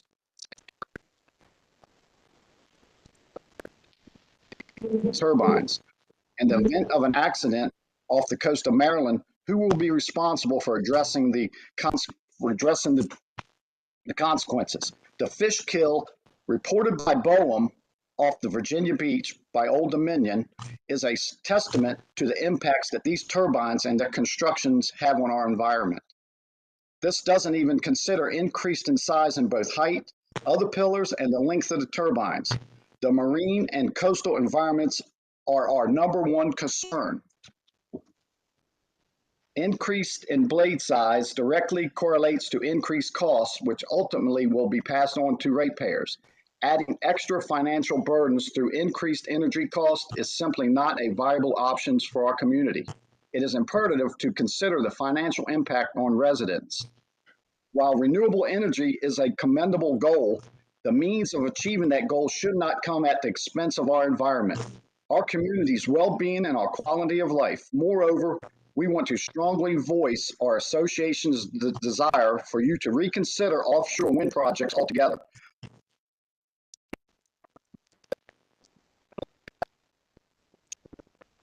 To local ecosystems and the aesthetic implications of large-scale wind farms in our surroundings.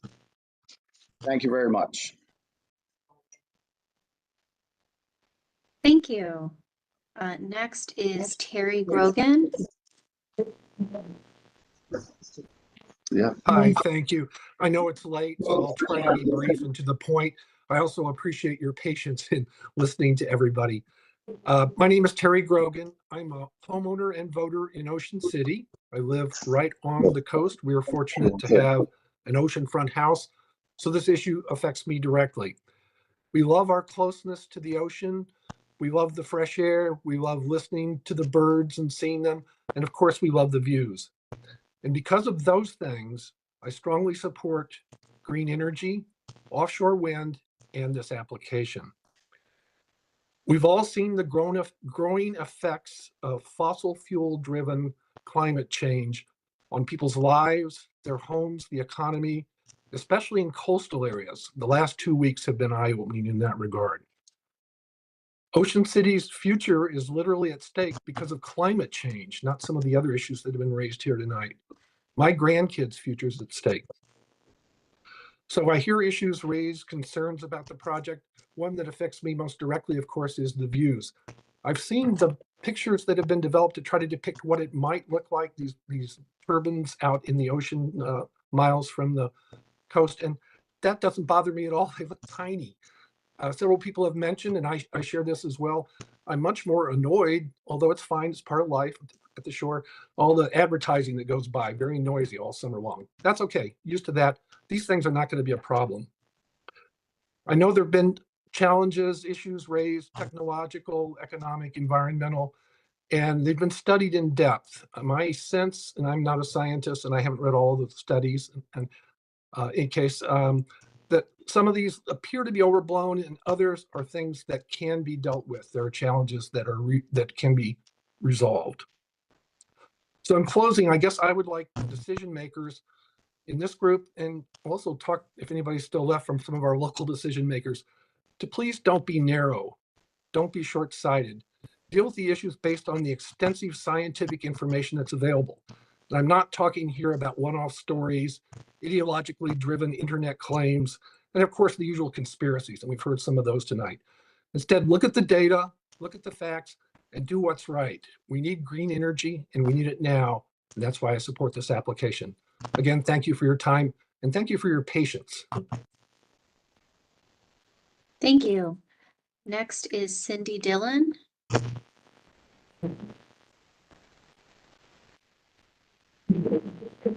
you hear me? Yes. Okay. I don't see my picture coming up. Maybe I'm not just. That's okay, as long as you can hear me. Good evening, Chairman Hoover and Commissioners. My name is Cindy Dillon, and I'm a resident of Ocean Pines, Maryland, and a frequent visitor to Ocean City.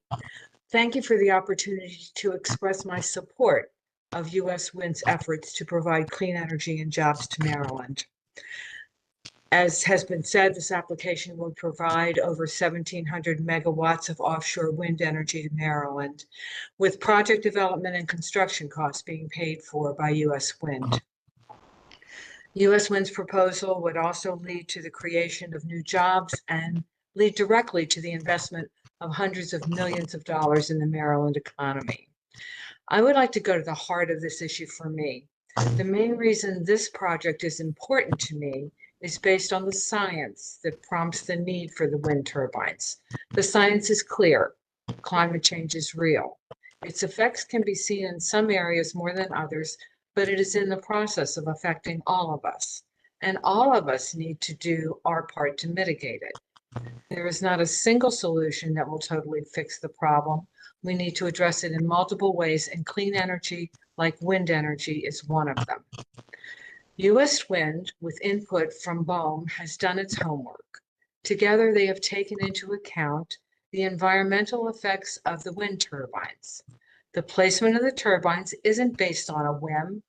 The effects on human health, marine life, birds, fishing, and on many other aspects have been considered. Look, we can continue to have these hearings and fight with each other about what we like or don't like about this wind project, but while we're doing that, we are wasting valuable time. Sea level is rising, water temperatures are increasing, more frequent heavy rain and flooding events are occurring, heat waves and droughts are damaging crops and raising energy bill costs, and beach coastlines are eroding. It's time to act. U.S. Wind and Vaugh have done their part. They are offering us an important part of the solution to mitigate climate change. We need to do our part and recognize that this is a change for the good of our planet. We need to do this so that our children, grandchildren, and future generations will still have an Ocean City beach to enjoy. I respectfully urge the Commission to approve U.S. Wind's application. Thank you. Thank you. Next is Derek Dunn.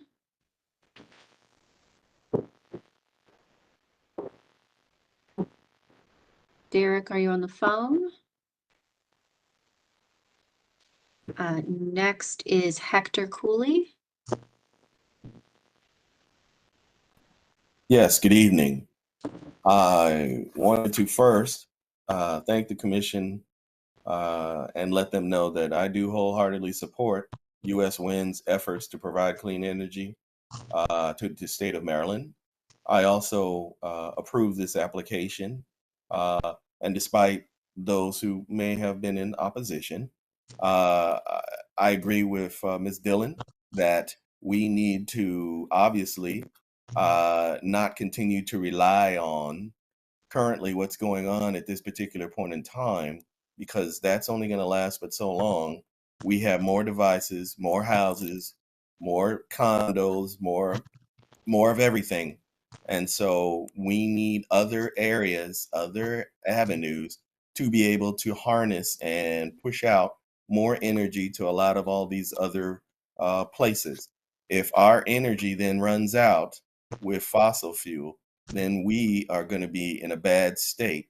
And some of you that may not wholeheartedly agree, you're going to wish we had an alternative at that particular point in time. I'm sure of it. So I want to again thank the Commission for allowing me to be able to speak on this matter. And you all have a good evening. Thank you. Next is Rachel Stirk. Rachel, are you on the phone? Next is Jennifer Rios. Jennifer, are you on the phone? Next is Allison Unkin.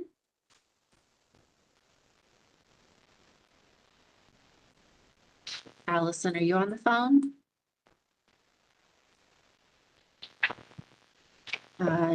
Next is James Morrow.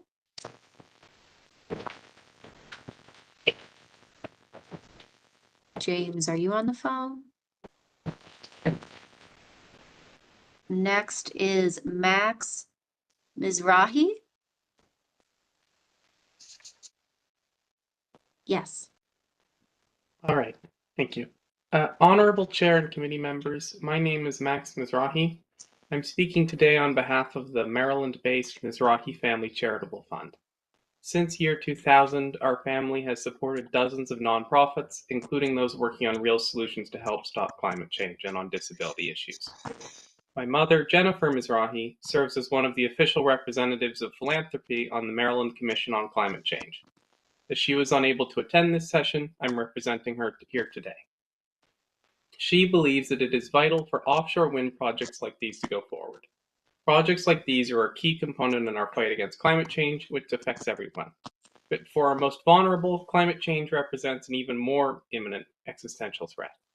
When the power goes off, people who rely on oxygen can't breathe, and people who use power wheelchairs can't move. When there is flooding, fire, or extreme wind, they often cannot evacuate in time, or they have no place to go with the appropriate disability accommodations. There are more than 669,000 disabled people living in Maryland, and most people in Maryland have a loved one with a disability. No group is more impacted by the risks associated with climate change. Wind offers a clean energy source that can be built quickly enough to help reduce the threat of life-ending extreme weather. So we sit in support of this project. Thank you for your consideration. Thank you. Next is Juliana Jones.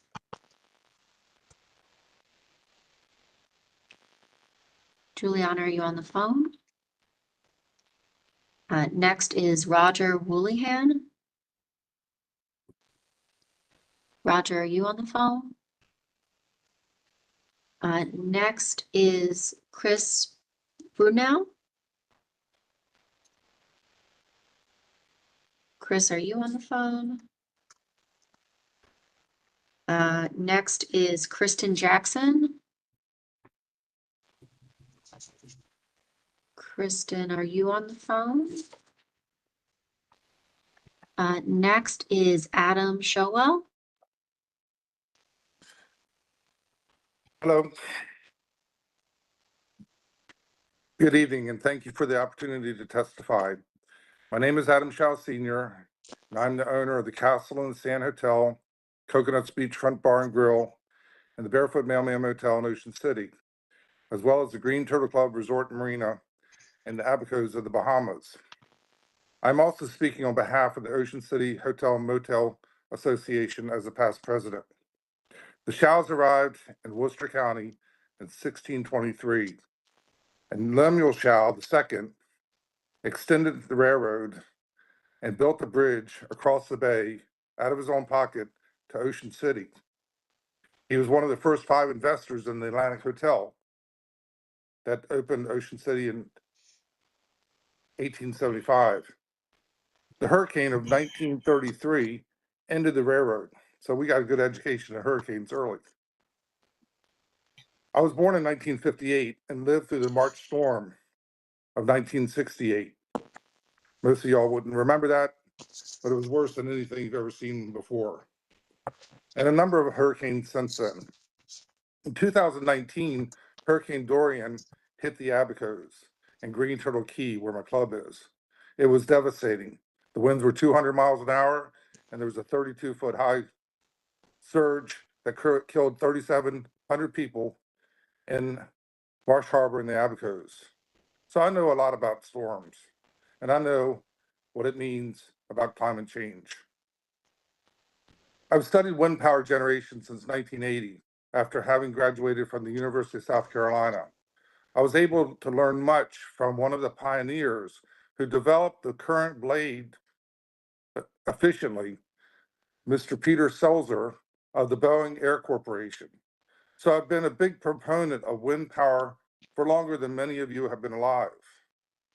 Wind power had its place at one time, but that time has passed.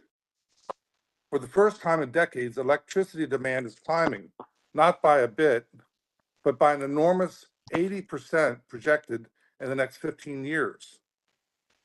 Due to artificial intelligence and data centers, wind power can no longer make any significant difference in green energy or climate change. The demand is too great and nowhere near 24/7 power generation. The idea of this project produces 1.7 gigawatts is a fallacy. It's only can produce that when the wind blows in a narrow margin. It is not 24/7 power. There are, however, the very latest technologies that can meet this huge demand and even more, provide for the current demand, making a real impact on the carbon emissions and slow climate change.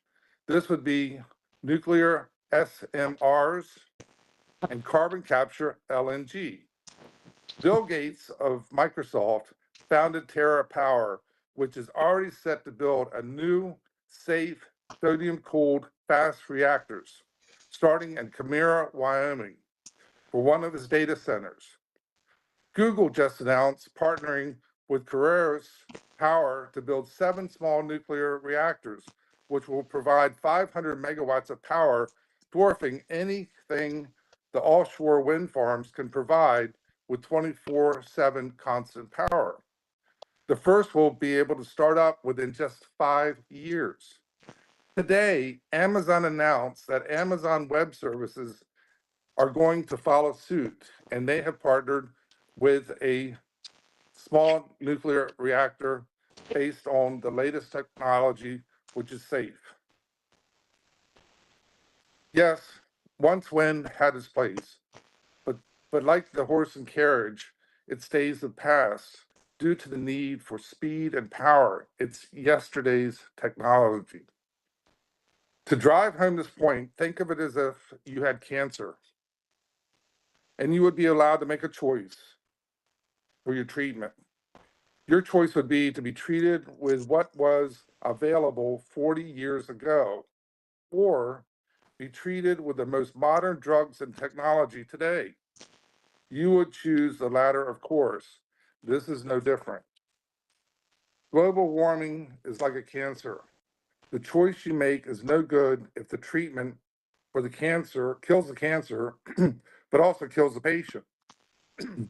That is what this archaic idea of huge offshore wind farms will do. Harm the environment and our ocean's ecosystem in the name of supposedly saving the planet.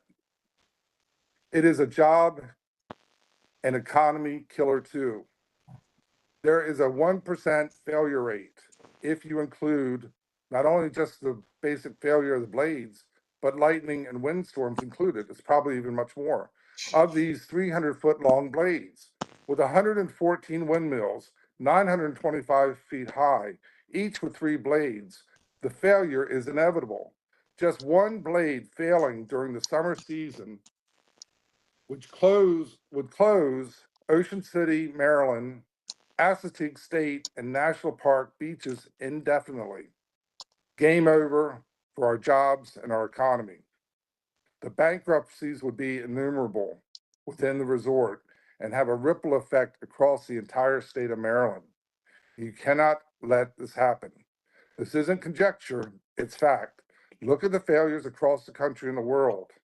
Look at the recent one in Nantucket. That's what will happen here. It's a given. We are wasting time on this outdated idea and should be focused 110% on the latest clean, carbon-free, green energy technology. Thank you very much. Thank you. Next is Dean Matthews. Dean, are you on the phone? Next is Dr. Alex Pavlak. Yes, good evening. Can you hear me? Yes. Okay, good. Thank you, Chairman Hoover, for the opportunity to express some comments. My name is Alex Pavlak. I'm a PhD engineer from Severna Park, and I'm the chairman of the Future of Energy Initiative. We are a engineering think tank. Our mission is to facilitate the clean energy transition, and we are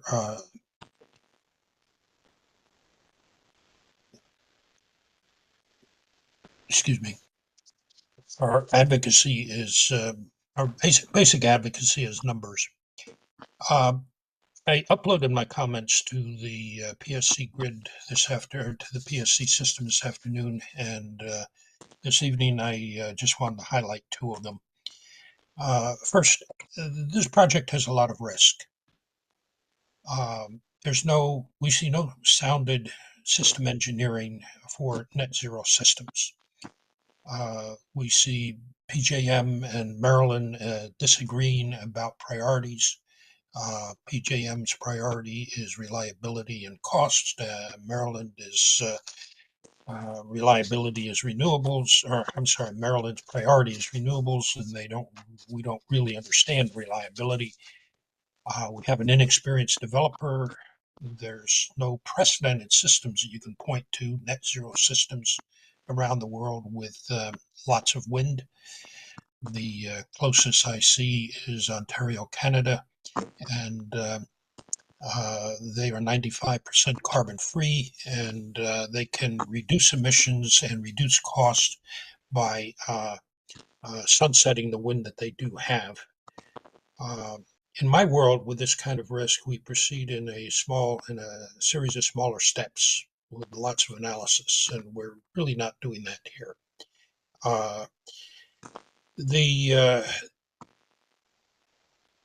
The other main point I wanted to make has to do with ratepayer impact.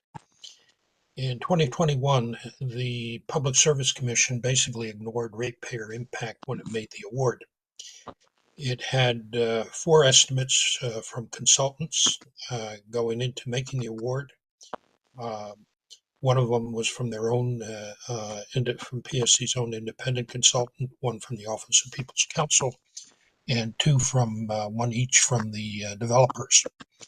Of those 4, 3 of them concluded that the bids were too high. They exceeded the ratepayer cap. One said they saw a fit. It all has to do with the future price of electricity. And when the Public Service Commission made the award, they did not present any analytic assessment. It was citing it was cited legislative intent and just made the award. Ratepayer impact is a big deal here, and I would encourage the Public Service Commission to pay attention to it.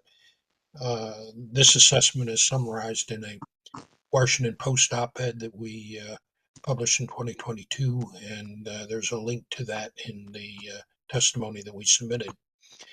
My recommendation at this point, from an engineering point of view, is build a small wind farm.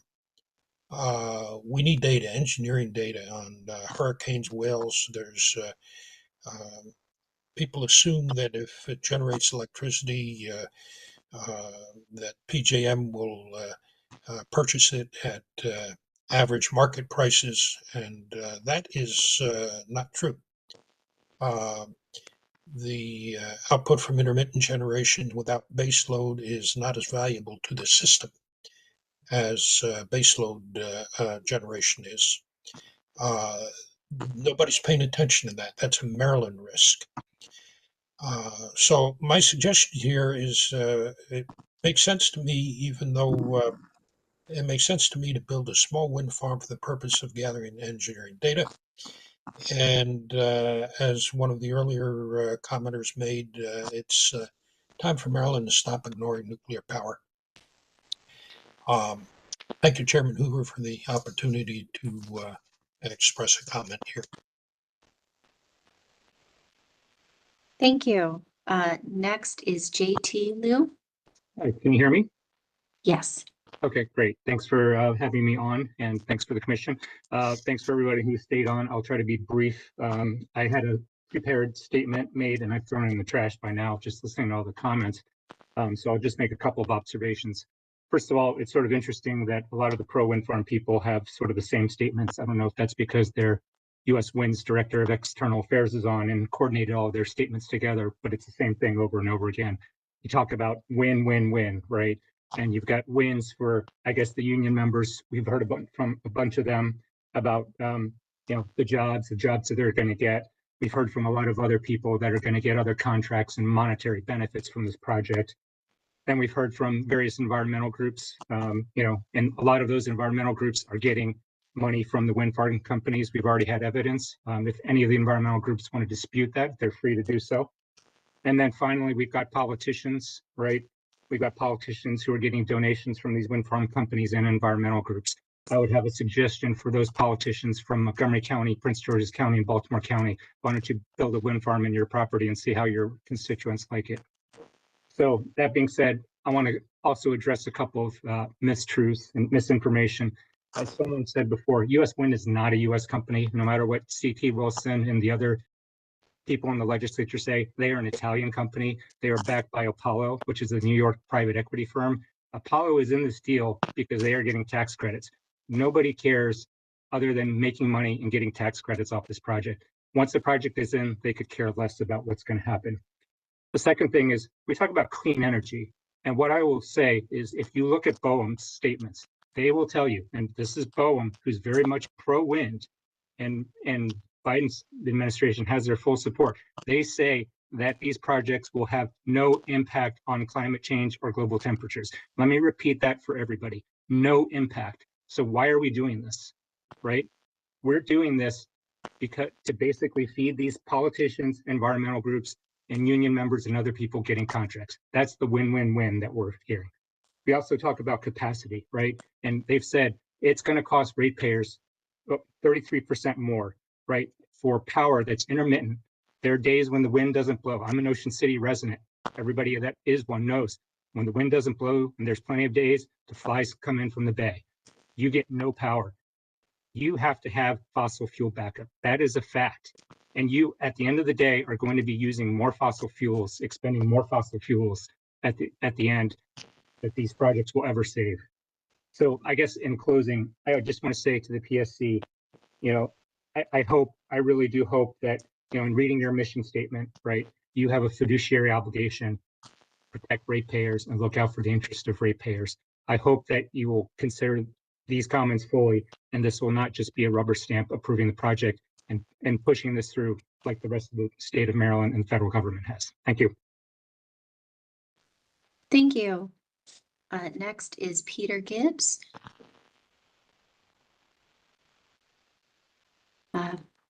Peter, are you on the phone? Next is Debbie Cohn.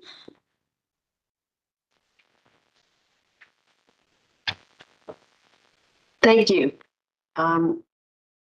I am, for the record, Deborah Cohn, a longstanding Bethesda resident, originally from Miami Beach, which, as all of you know, relies heavily on beach tourism and has experienced several direct hits from hurricanes. I remember one that was supposed to go up the Atlantic and decided to go a little bit west and went right up my backyard.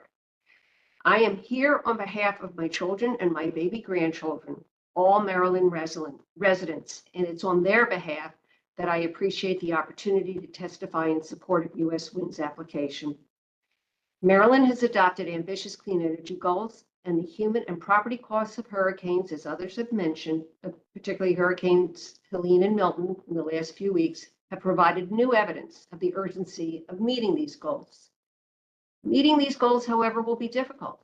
Maryland consumes about 5 times more energy and about 40% more electricity than it generates.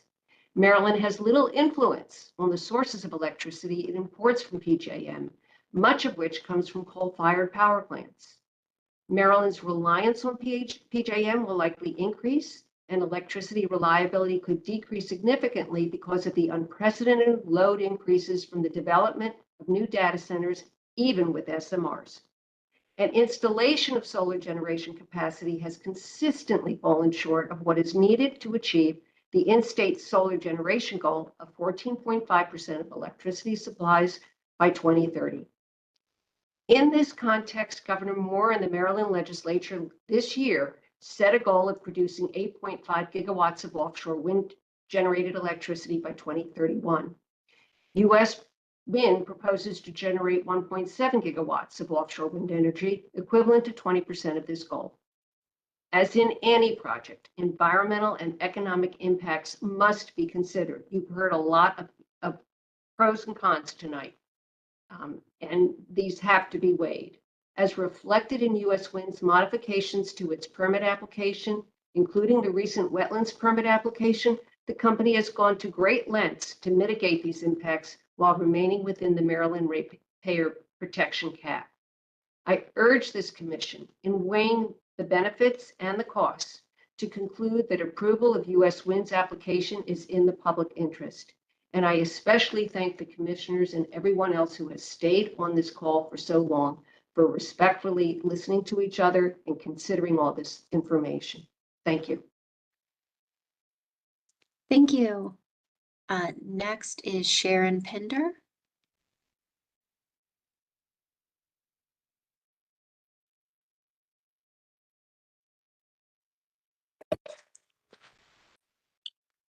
Just a moment.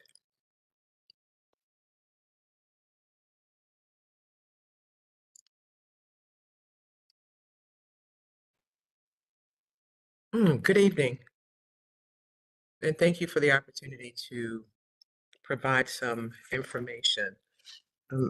I am Sharon Pender. I'm President and CEO of the Capital Region Minority Supply Development Council. It is an organization, a 501c3, that certifies minority businesses on a global and national level. We are headquartered in Maryland, and I am a native Marylander. Represent about 700 certified minority businesses that contribute about $7 billion in revenue and employ about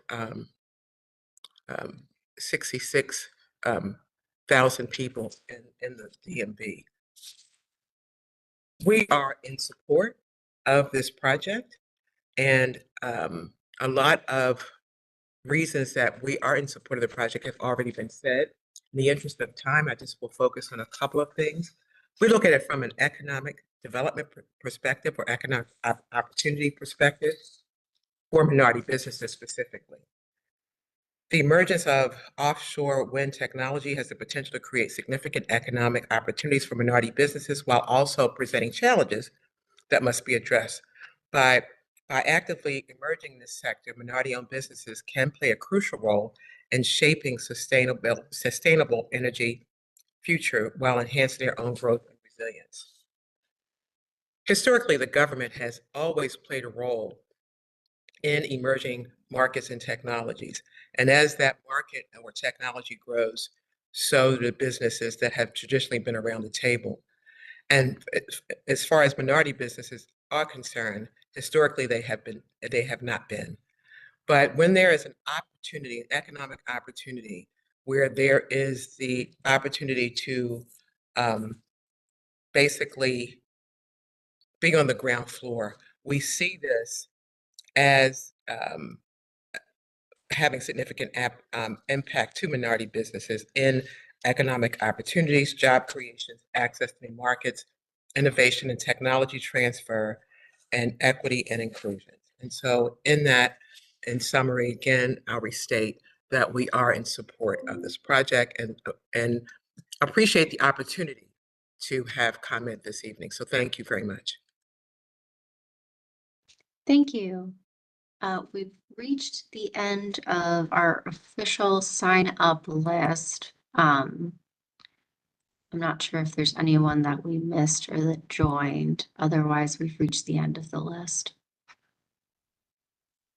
Okay, well, thank everybody for participating, and anybody who wants to add to anything they said orally tonight, feel free to file something with the commission in the docket for this proceeding. And with that, we're concluded.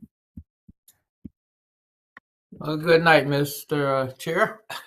Good night, Senator. Good night, Senator. All right.